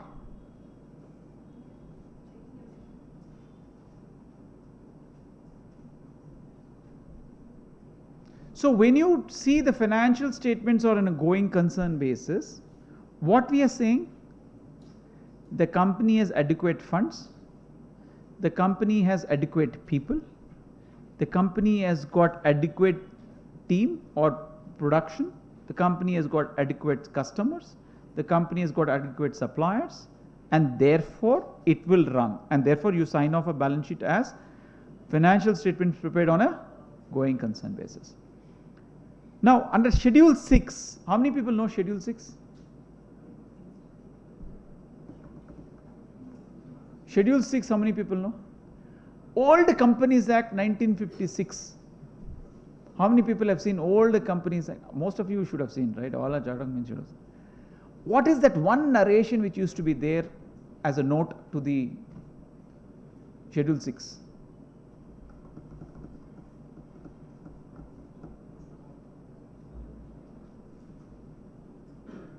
There should be one note in Schedule 6 of the Companies Act 1956. Take any guess, wild guess.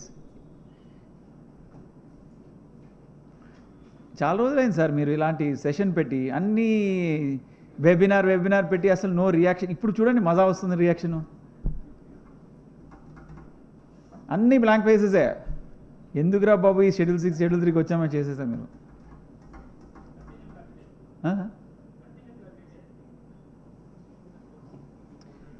Under Schedule 6, there used to be one small note which used to be there. How many people have written final accounts with Schedule 6?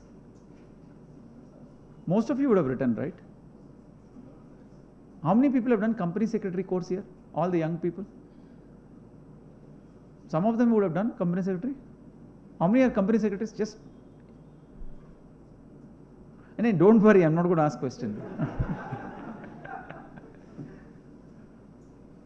Right? It used to say the assets and liabilities are stated at fair value.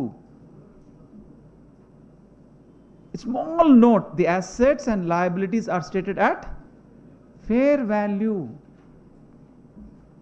Today what has come back to us?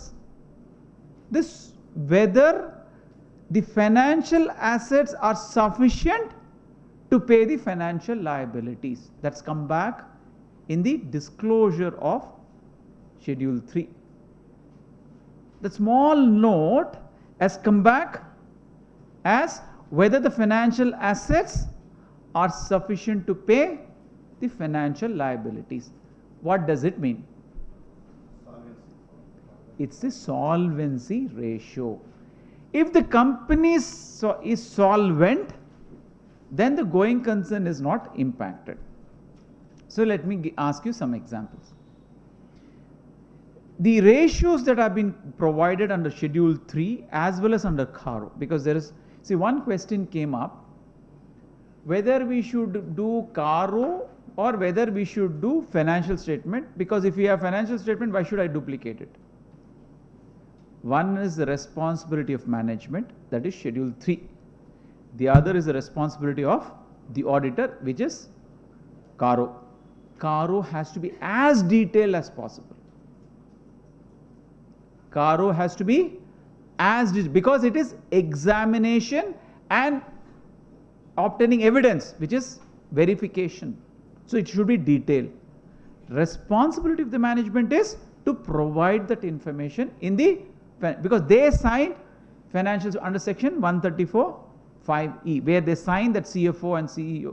CEO says these financial statements are prepared, which is free of material misstatement due to fraud or error. Right? Now, when you talk about solvency ratio, what is the solvency ratio? When somebody says financial assets, you have a current ratio, right? You have a debtor receivable turnover ratio, inventory turnover ratio, debt equity ratio, right? Current, all of these inventory turnover ratios, right? So all of these becomes a solvency, because how many times the fixed assets revenues have turned out the fixed assets, how many times the inventories have moved, how many times the receivables have moved, how many times all of these segments have moved. Now the question is, if the current ratio, what is an ideal current ratio? How much is that? Somebody said. Somebody, I heard more. Ideal current ratio. 2:1, right? What is the generally accepted current ratio? 1.3 or like that is what is generally accepted. Now that current ratio is 0.8. Now you tell me, from a solvency perspective, going concern perspective.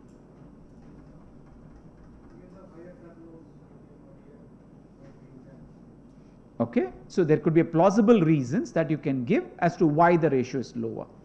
Could be because of an acquisition, could be because of this, the government imposing a temporary ban, right? All of that could be there. But when you look from that perspective of solvency ratio and say if there are any variances, which is beyond 25%, you need to explain. Any variances which is beyond 25%. What will you explain? Current ratio is changed. Your interest service ratio, 25% difference. So you keep on explaining these ratios and then you find that this ratios does not sound that the going concern is really will work. Because subsidiaries, you have a comfort letter. You have ratios which are negative. You have a comfort letter. Now what will you give there as solvency ratio? Parent is solvent. Huh? All this while you did not have this reporting. All used to say the financial statements have been prepared on a going concern because of the reason stated, where the parent company gives a letter of comfort and they'll stay invested throughout the period and therefore these financials have been prepared on a going concern. Now come back. In a solvency ratio, how would you treat this? Uncontrollable circumstances like COVID, so many stocks are impaired. Sir, if you say all of this, what does it mean? Going concern is impact. You have to qualify the going concern. So going concern which was used for the preparation of a financial statement or a reporting, now you need to re-examine with these ratios. Somewhere you say the financial statements have been prepared on a going concern basis, all the ratios are negative. What does it indicate? Right? So andike it's not a arithmetic calculation andi. It's not a calculation that you put it. It's a understanding when you link it to SA 570. The very premise on which a financial statement is prepared on a going concern, and this is very critical. So the solvency ratios that you have, right, which categorizes between various ratios, there are defined ratios, gross profit, net profit, EBITDA, current ratios, all of that has a direct impact on the preparation of financial statements. Now look at the other question. You have going concern, a comfort letter. I also said if there are loans taken, loans pledged, loan, everything taken by the parent or by the subsidiary, that also has to be connected to this. Merely just saying this ratio, but you have to link loans taken, loans applied, loans loaned to subsidiaries, joint venture associates. How does it impact on its servicing? If you say that the parent company continues to remain support, what will you comment on servicing of the amounts taken from parent company?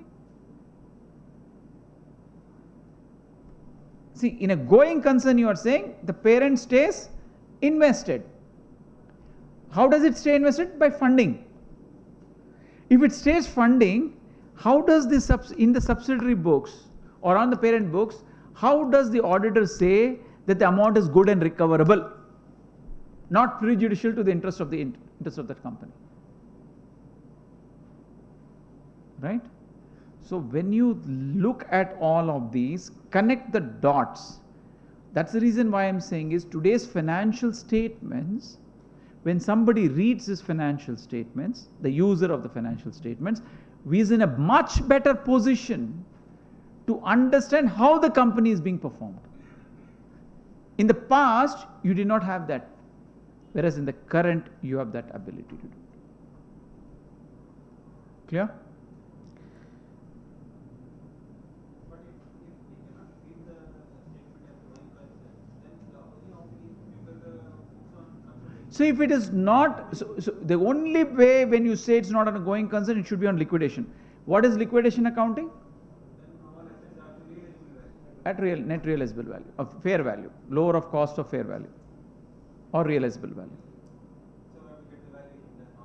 Liquidation is only in India is more driven by an NCLT rather than the company itself. But what is the position of auditor? Qualify. You qualify everything. The ratios are negative, you qualify it. But can we say it's on a going concern basis? That's why I say qualify the going concern. Having doubt on the preparation finance, you qualify a going concern itself there. Unfortunately in India, you don't prepare a financial statement on liquidation basis.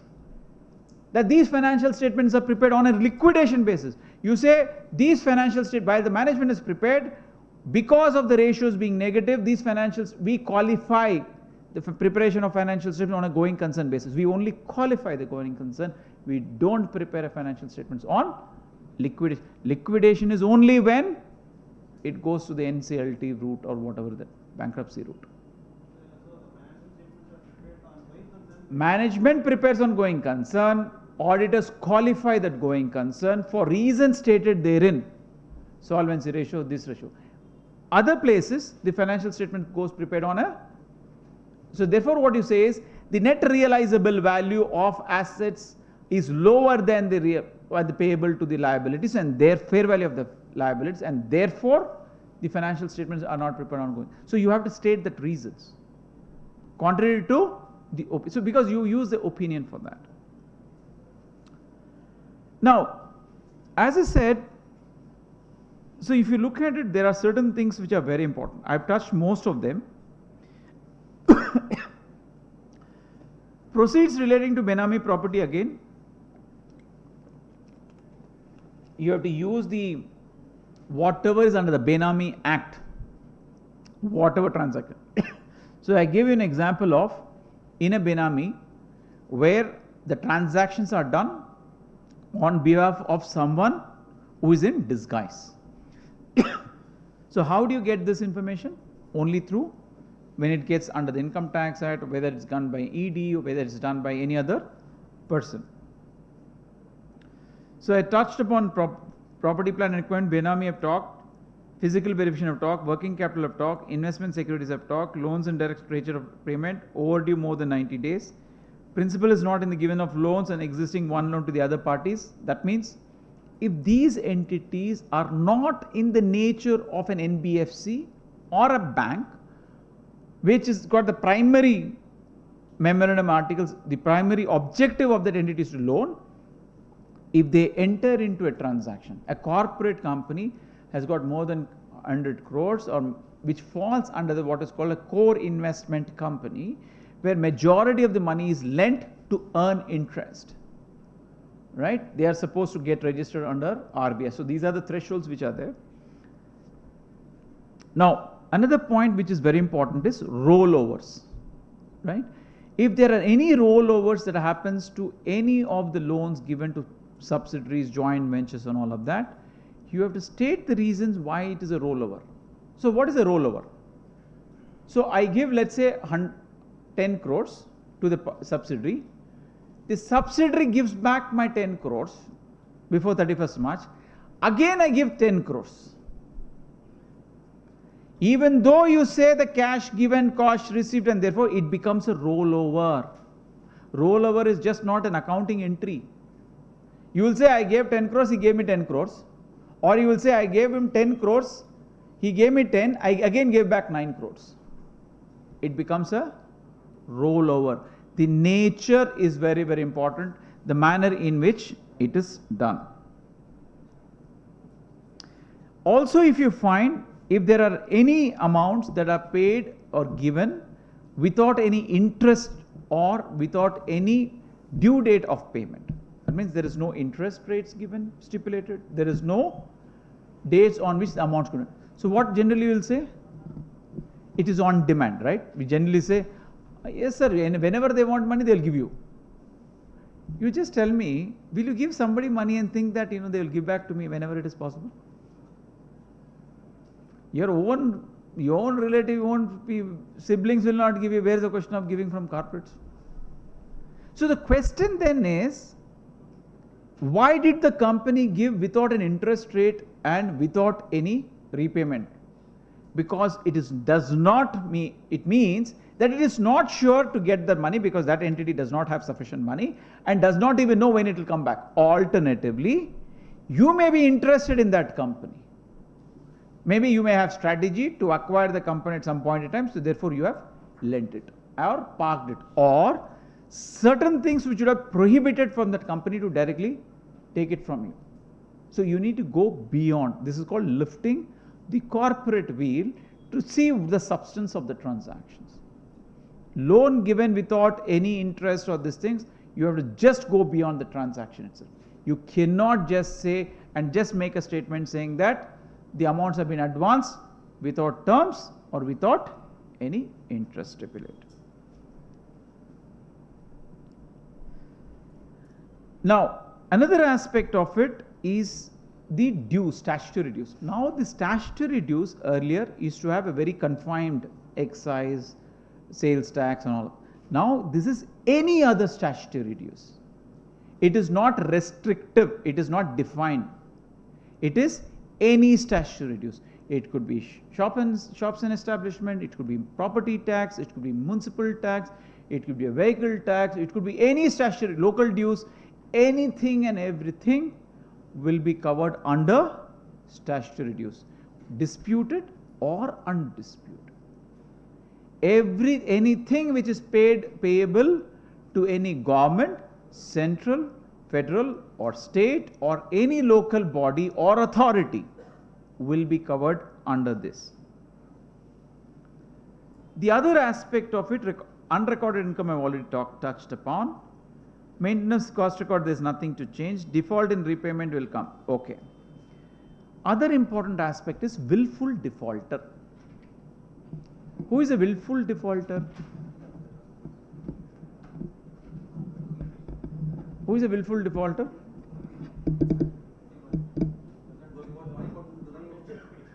One has got money who does not pay. Only those banks or institutions which declare that borrower is willful defaulter, only that person is a willful defaulter. Otherwise, is not a willful defaulter. Merely missing out of one payment or two payment is not considered as a willful defaulter. The bank should have notified or declared him as a willful defaulter.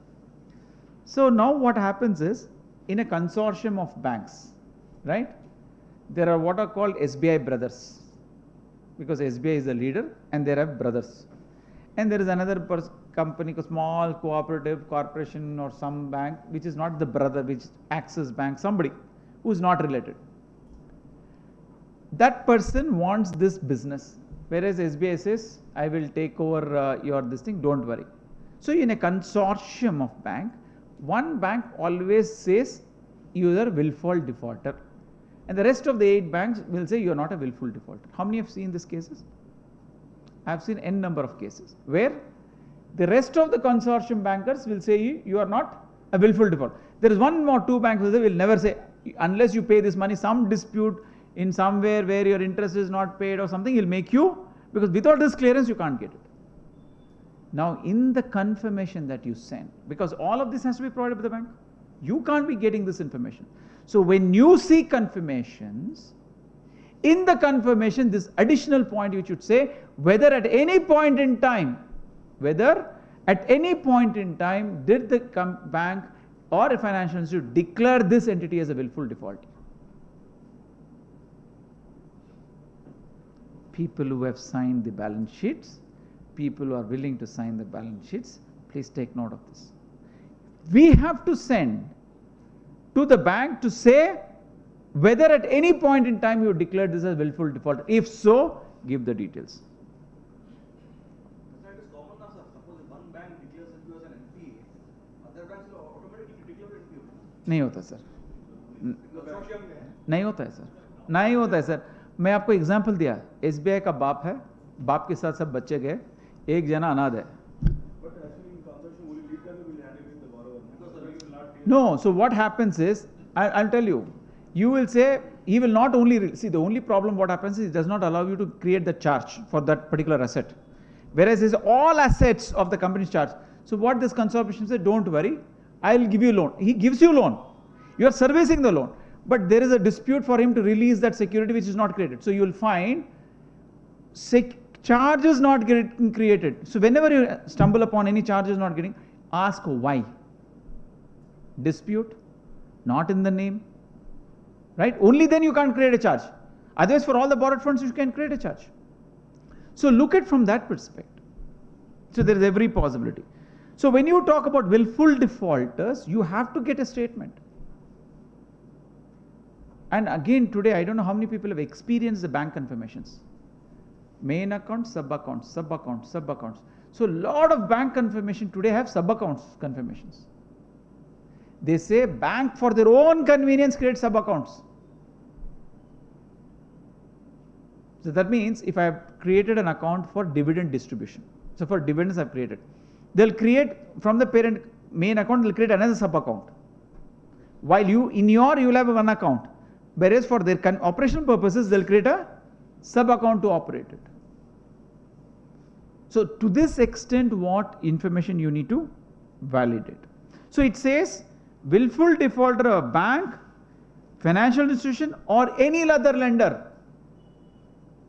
Lender they have not defined. Any other lender. Term loans applied. The other point, funds raised on short term used for long term purposes. How do you identify? Give me an example. How do you do cash flow? How? So cash flow is prepared under which method? If it is a financial institution, it depends upon the volume of transactions. Because if there less the volume, you use a direct method. Otherwise, recommended is indirect method. So in indirect method, how do you identify? Short-term funds used for long-term purposes. You explained, you give me, how do you arrive at it?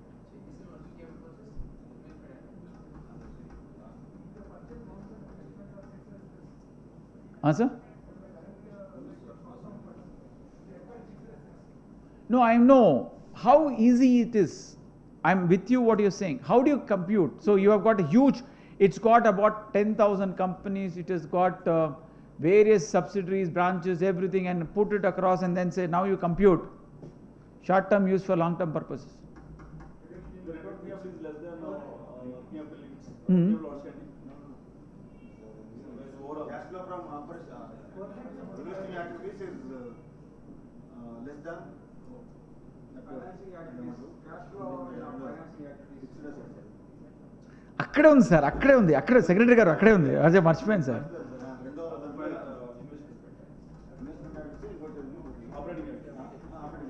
Let me ask the lip syncing girl. How do you compute it?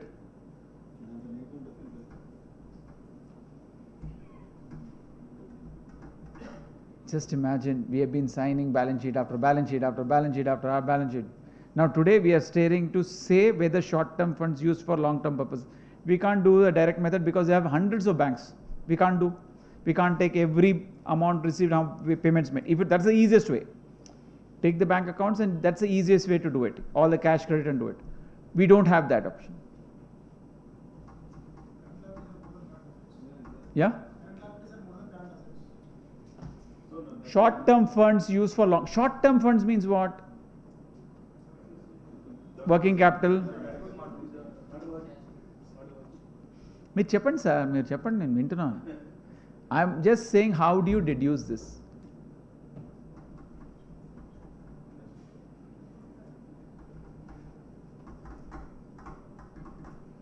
చెప్పండి కిషోర్ గారు.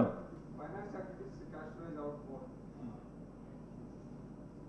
Assets invested. Long-term loans. So the first test is to see whether the cash flow from operating activities is sufficient to cover investments and financing activities. That's the first step. If the operating activities has got sufficient cash to put in investing activities, then Any cash flow from operating activities is called long-term accruals. It's your internal accrual, right? It's your internal accrual that you're using to invest. Whereas your cash flow from operating is lower, but your investing activity is higher. Where does it get funded from? Financing. Financing, again, you need to look at it whether it is short-term or long-term. That means you have to address from an operating activity perspective because it becomes your internal accrual. You have to compare that the investing. See, where are you deploying it? Short-term use for long-term is where? It's your investing activity. So when you look at investing activity, categorize the financing activity between how much is short-term borrowing, how much is long-term borrowing. So how much you've got and how much you've invested in capital assets. That will determine whether the short-term funds are being used for long-term purposes from an indirect method. Direct method is a very straight. Take their bank statements, receipts, payments, check the payments, how it is gone, and then arrive at it. From an indirect method, first test is look at your operating, whether you have generated money from the operating. Answer is no. Look at the second thing, in the investing activities, cash outflow from the investing activities, whether that has been funded by your financing activities because short term or by long term. That's one check to see overall context, the short term funds are not utilized for long term purposes. Right? Cash flow lo తీసుకోవాలమ్మా AS3 మీద ఏమంటారు India 7 మీద తీసుకోవాలమ్మా రెడ్డి గారు. No, all I'm trying to say is that our job today when we are reporting, right, it's enhanced. See, nothing comes to us now. Something goes wrong tomorrow, right? Then everybody says, you know, big comes here, big talks big, but he himself does not do. It happens. The fact is that when you are applying, many times these minimum things has to be taken care of. Next, whether company raised loans on pledge of securities held in subsidiaries, joint venture associates to provide details and reports on default. You took the securities, that means you took the shares and securities of the subsidiary joint venture and used that to pledge and by borrowing funds. That means what you did not have money. Instead, you gave subsidiaries assets and everything, pledged it and got it. Fraud by or on the company, very important. Whether any report filed, whether auditor has considered whistleblower complaints. Whistleblower complaints is a mandatory under the listed company, right? Because under the listed company listing and disclosure requirements, LODR, you require to submit if there are any whistleblower complaints. Under the Companies Act 2013, it is a visual mechanism that has to be applied. The visual mechanism says that if you have got, entity has got funds beyond 50 crores, whether the company has established a visual mechanism, that means what is the mode, hotline, anonymous mails, who receives it, how is it addressed. In all of our verification, have you any time seen such things? Barring the PCOB clients that I sign, every other place it is direct to the CFO. Only few companies goes to the chairman. Rest of them, sir, em లేదు sir, em రాదు sir, ఎవడు phone చేయడు sir. I'm telling you, the purpose of this visual mechanism of whistleblower is to blow the fraud. I'm telling you, we as an auditors know only 5% about the company's operations. Right? Don't go and say, see, today I've corrected all fixed assets. That guy we gave you only fixed assets because it does not matter to him. He took away all the money in inventory and he took away all the money. I'm just telling you, become the unpredictable auditor. Unpredictability in your approach is what makes you as a good auditor. Predictability in your approach. This person will look only this side. This person will look only this side. This person will only ask this question. This person, half your time you will be sending or arguing on tax. You are comfortable with tax, only on tax. Sir, that section, sir, that based on 6, you can't research tax. That guy has taken all expenditure in one thing without any supporting. And I'm telling you, you become the unpredictable auditor. Unpredictability is ask questions which it cannot predict. And every time it has to be new. There are certain clients who come back to you. There are certain clients who come back to you every time and say, sir, I want to change the auditor, sir, because you are taking more time to deliver the audit. I want to split the audit, sir. I want to split the audit, because he's trying to negotiate you, because you will come for fees increase. He wants to push you down, saying that you have not done anything great work. And this is the mechanism generally followed by the companies, right? To put you always under pressure. I'm telling you, walk away from such clients. Just walk away from such clients. Not worth it. Because the risk that you're taking without knowing is far higher than what it is. I think this becomes very important. So therefore, when you're looking at this, just be mindful. Whether internal audit reports for the period were considered by and this is a very important aspect. So you are signing a financial statements. There is one auditor, internal auditor, who goes on, gives red flags. Some of the audit, I don't know how many people see the internal audit reports. Some people use red, high, orange, amber, green, and everything it will be red and amber only. And always it says it will be implemented after 3 months, 9 months only. Never ever it will say, sir, immediately. If it is Q4, it is Q2 of the next period. If it is Q1 observation, sir, it will be Q3. If it is Q3, it will be again Q4. Because every time it's called goalpost change. You keep on changing the goalposts. Then what happens? You are the auditor who is signing. Is there internal control failure? Sales invoices not matching, three-way matching not happening, bank reconciliation not carried out on a regular basis. Everything is put. But management says, the current year has been rectified. However, the system will be implemented by Q3 because we are under, there is SAP, they normally says, we are automating the process. That automation of process is going on for 5 years. No vendor selected. Now you are taking that report. Sales not there, purchases three-way match is not there, inventory verification not done, fixed assets verification not done, all this are not done. You look at the report. What will you do? We have read the reports, we have noted the observations, company has taken actions, and therefore there is no qualification. No. Now what it says is, if the internal auditor has given an observation, does this impact your reporting? Both from a control perspective as well as from a financial statement perspective.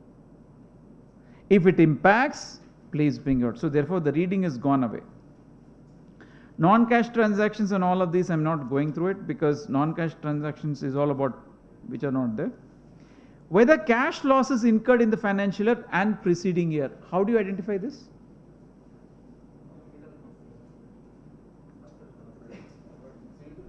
How do you identify this? Cash flow. The basis is only at the operating level, right? At the operating level, you need to see whether cash losses have been incurred, because that's the only basis where you need to look at it. Suppose the changes in working capital. The changes in working capital is positive. What happens?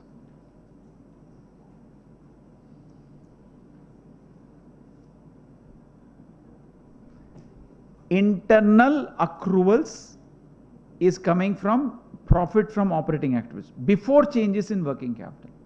So we have before changes in working capital. Before changes, if you have changes in working capital which is impacts, then that is what will determine whether there was a cash loss. That only then, because you have what is called profit before tax, add back, then you have got changes in working capital, right? The changes in working capital will determine whether it has an impact on the cash losses, because end of the day what happens? Inventory is there in profit, receivables is there in revenue, creditors is there in purchases, everything. So that's called the changes in working capital is what you need to link it to see if it has an impact on the cash loss. Auditors taking into consideration issues, objections, concerns raised by the outgoing auditors. Now, there is this note that has been circulated by the Company Law Affairs, right? Company Law Affairs said no auditor, listed or unlisted, can leave the company without citing the reasons. You can't say I'm preoccupied, I've got overwork, my workload has gone up, I'm not in a position to know. Why did you leave? And the incoming auditor can't say, sir, I didn't have time to send him a confirmation message and saying that whether the audit would be completed or not. The point here is, why would somebody leave an audit? Dispute on fees? It can't be dispute on services. Or issues arising out of it. His risk appetite is not there. Now, if that is the case, if you are the outgoing auditor, it is your responsibility to provide that information. Suppose he said, I have no objection, except for my fees, I have no objection. You are taking the responsibility. If you have got the appetite, today it will not bite you. Tomorrow something else, first who was the auditor without raised objection? Oh, so it will come back. So let us not be saint. Let us be very, very true to ourselves when we send this. Sir, if removed by the company? That's not a problem. Then Removed by the company, you got under Companies Act, they have to go to the central government. how would the incoming auditor will go? So you will say, No, they have the company auditors has got that the court or the NCLT order should be there, no? Without which they can't do. no, RD Only- approval they can remove. Yeah, that's fine. So the incoming auditor will not. On what basis will you remove auditor? Indiscipline? Your NCLT can't just remove you like that, no? What will you write? The company has to wait. No, 1 minute. What will the company write? Let me understand. Let's take an arbitrary end. What will you write? Because a practical case happened, they have filed a 25 pages document, memo, petition. This is one line. Because of the expansion in the business, we are feeling to change, we are thinking to change the address and we are removing the existing one. This is the line. No, that is what I'm... That's the reason mentioned and filed with RD. No, that's what I'm trying to say. That's exactly what I'm trying to say. Is because, so removal of an auditor cannot be because of expansion of business. No, that's the mentioned by the company or submitted to RD. RD calls for the explanation with the auditor. Auditor is not raising any objection. They remove. They are approved. Auditor did not, that's exactly what I'm telling you. Don't be the saint when it comes to you. You raise the objection, na? How can you just say that I've been removed as an auditor and be happy of it, I have no objection? There's something wrong with that person. Just to get the peace. Because we're not here to quarrel with the... No, that's, see, this is the problem. Why should you be so saint, boss? Suppose somebody says, in writing, against you, I'm removing you. Permanently your name comes as not removed. No, I want to buy peace, therefore I was removed. No, I don't have any reason to resign. You have to resign. You can resign. In fact, that's where I'm saying. You create a casual vacancy. The casual vacancy is created, therefore the company does not have to go. Here what is, I will not resign, you go to the court, then I will see, name chuskunda. Then tarvata you would have said, okay, fine, accept it. Because the moment you got from RT, you said, I have accepted. First option is the company approaches the auditor and says, I'm going to appoint another auditor. He says, why don't you can provide a resignation. In fact, in many our cases when we have this companies changing, we offer our resignation. You create a casual vacancy. In the casual vacancy, you appoint the auditor for that period of the casual vacancy and thereafter you appoint for the term. Whereas this auditor has refused to take it. What happens? Sir, story, katha ki, that's it. Now that's the story. No, my point is when the auditor is removed by the company, so incoming auditor, what he will come in? No, but the incoming auditor, he will write to you, please advise why you have any objection. What will he write? I have no objection. What else will he write? The objection is, if you believe that you had so many issues and therefore I was removed, you state that in your objection letter. There are two ways you can do it. Your resignation letter and giving it when you file the ADT form, or when you give your no objection, provide this. Whereas what we do? Buy peace. Sir, I'll give you internal audit, sir, please leave statutory audit. Over. But that is not the way. You are a professional. CSR projects. CSR started with a journey called Do Good to Society.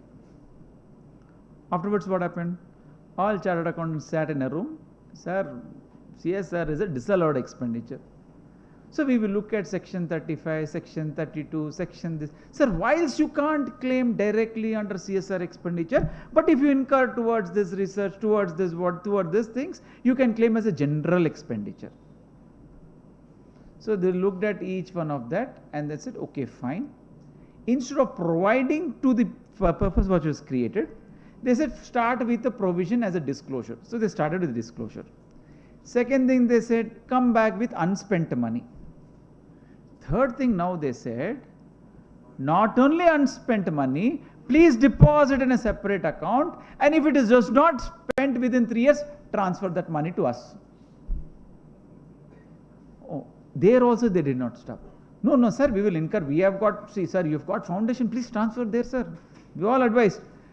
End use of that foundation has to be given.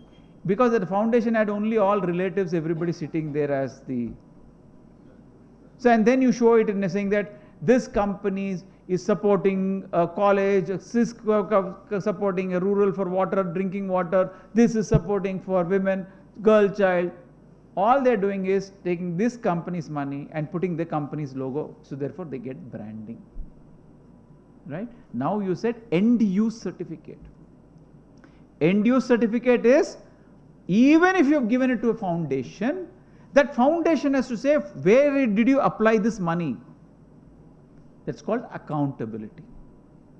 Next stage, they brought in the stage of imprisonment. Okay.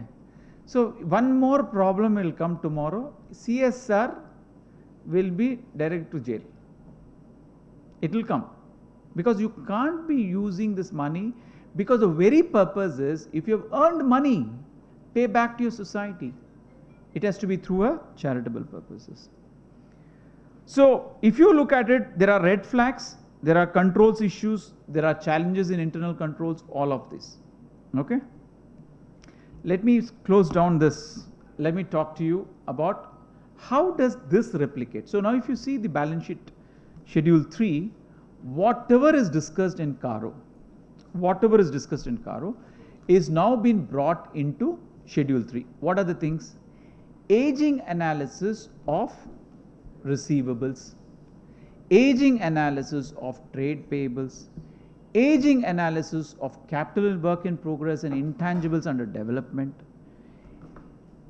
Now, if you have aging analysis, why do you need to give an aging analysis?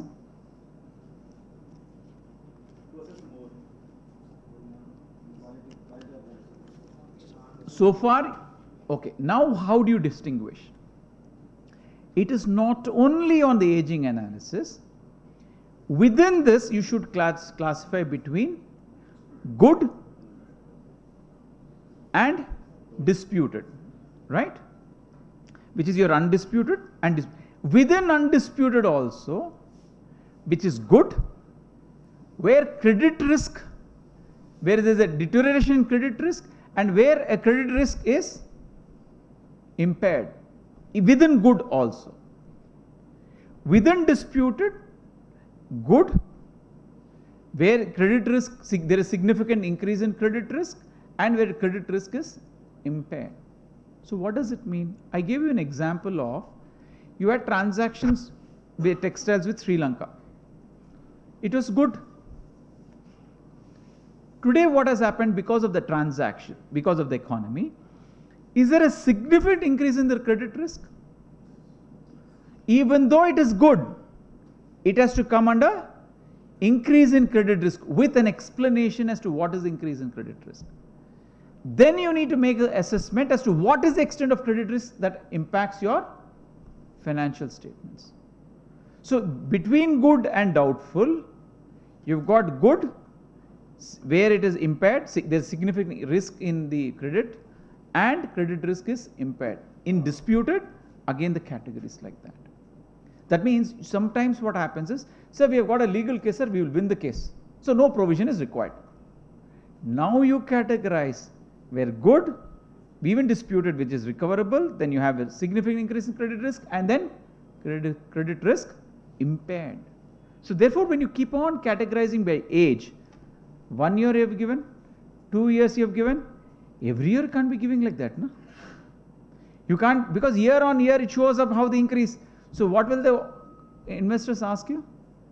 What did you do to establish these are good and recoverable? How do you know as an auditor? What will you say? Reconciliation has been given to us, sir. We have seen the account statement. We have seen subsequent.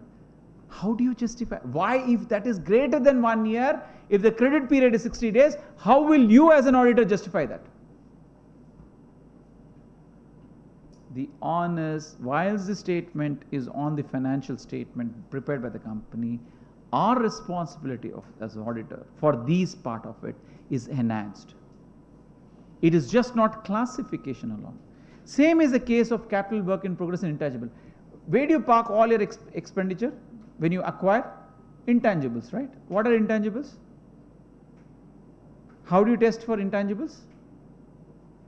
Impairment, right? Testing an intangible is only through? How do you bring that impairment? Using? How do you get the valuation?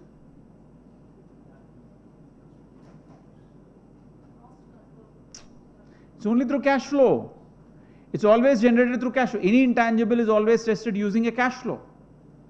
Because if fixed assets, at least you can see the operation activities. Whereas your intangible is always determined by your cash flows. Right? In a fixed asset, it's called value in use. Here also you use a word called value in use. Value in use means amount of cash that it can generate by using of asset. So intangible under development, how long? Intangible under development means that it should be ability to earn cash, right?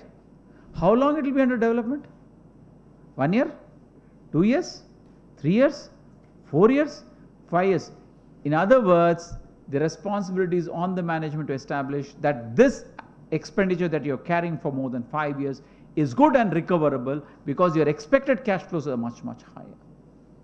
Otherwise, you have to provide for it. So the intangible under development. The capital work in progress, what was the original capital plan, what was the revised plan, when is expected to it. Now all of these, why? Why is this required? It's required because as a security that you give to the banker, I'm talking from a banker's perspective. You said create charge on assets. I have not capitalized my assets. Is a charge created? So many situations what happened is capital work in progress was never used to be taken. It is only because as charge is not created. When charge is not created.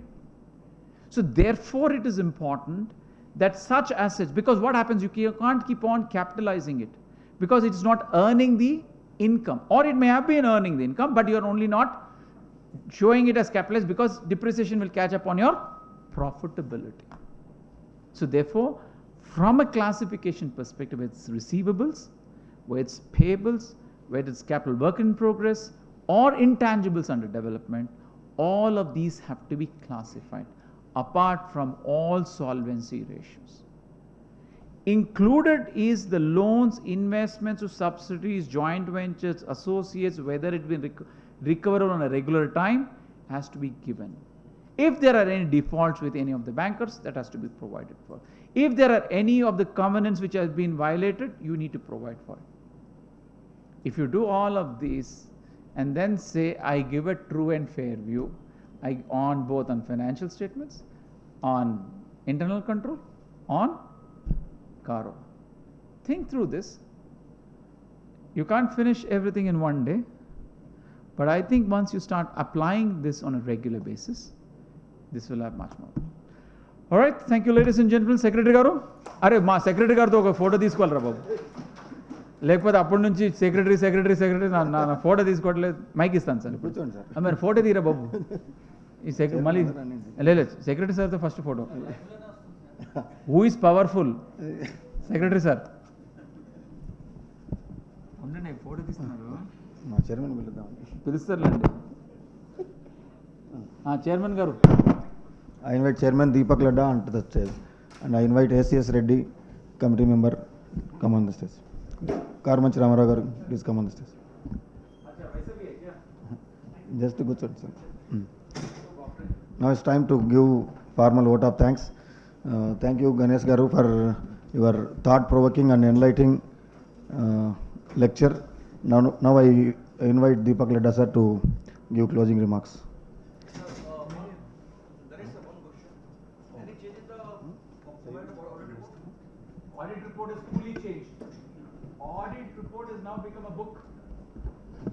you see Rule 11EF has undergone change. Significant changes have come in Rule 11E. The audit report itself, because Rule 11E brings about all investment subsidiaries, advance loans, and in detail. And the next one is on dividends paid out and all. So that is coming. So your audit report will be much thicker and bigger. Changes in Schedule 3, like the balance sheet, the notes and all, like need to give additionally, or the previous ones will be there and existing, additional we have to give it, or? So you have to do actually between a current period and the previous period, it will be revised. So that means whatever note schedules that you're giving in the revised format should have both carried for the current year equivalently for the previous year. This aging of debt or state or this is year, sir. Does it will be corresponding year also? Yes, that's what I'm saying. Both for the current, take the revised one and use both for the current period and the previous period. Otherwise, how do you say it's a comparable? Additional things that have come in the current period will also have to capture for the previous period also. So what you do is you take the current year, prepare the Schedule 3 and the current year, give equivalent for corresponding for the previous year.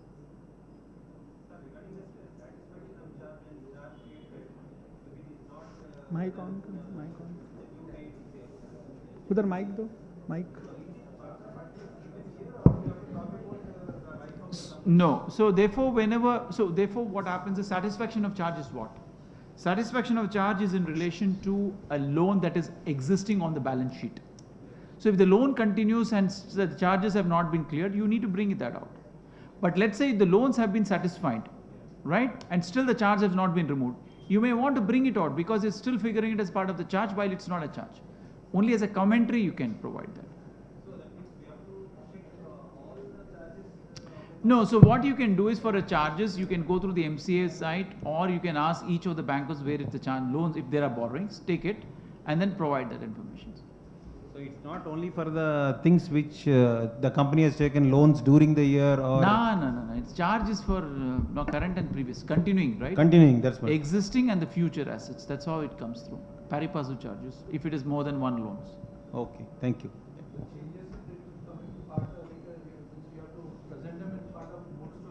Sir, you can speak in the mic. The additional, like in the Schedule 3 amendments, like there are some are there like where we need to give the breakup, like the aging analysis and all that we can give as a schedule. But others like are statements. No, everything will come as a notes to account, sir. It won't come as a part of the schedule. It's very difficult to you. So all of this, what you say is refer notes for detailed analysis. So it comes as a part of the notes. So notes will be enhanced. Notes to account. Notes will be enhanced. One more point in the CARO, like in case say suppose in the current year and the previous year, there are profits are there, but because of in the previous years there are unabsorbed losses are there. So do we need to give any like how to? So when you prepare a financial statement, you restrict only to the financial statement under the Companies Act. You don't have to refer to anything on the Income Tax Act.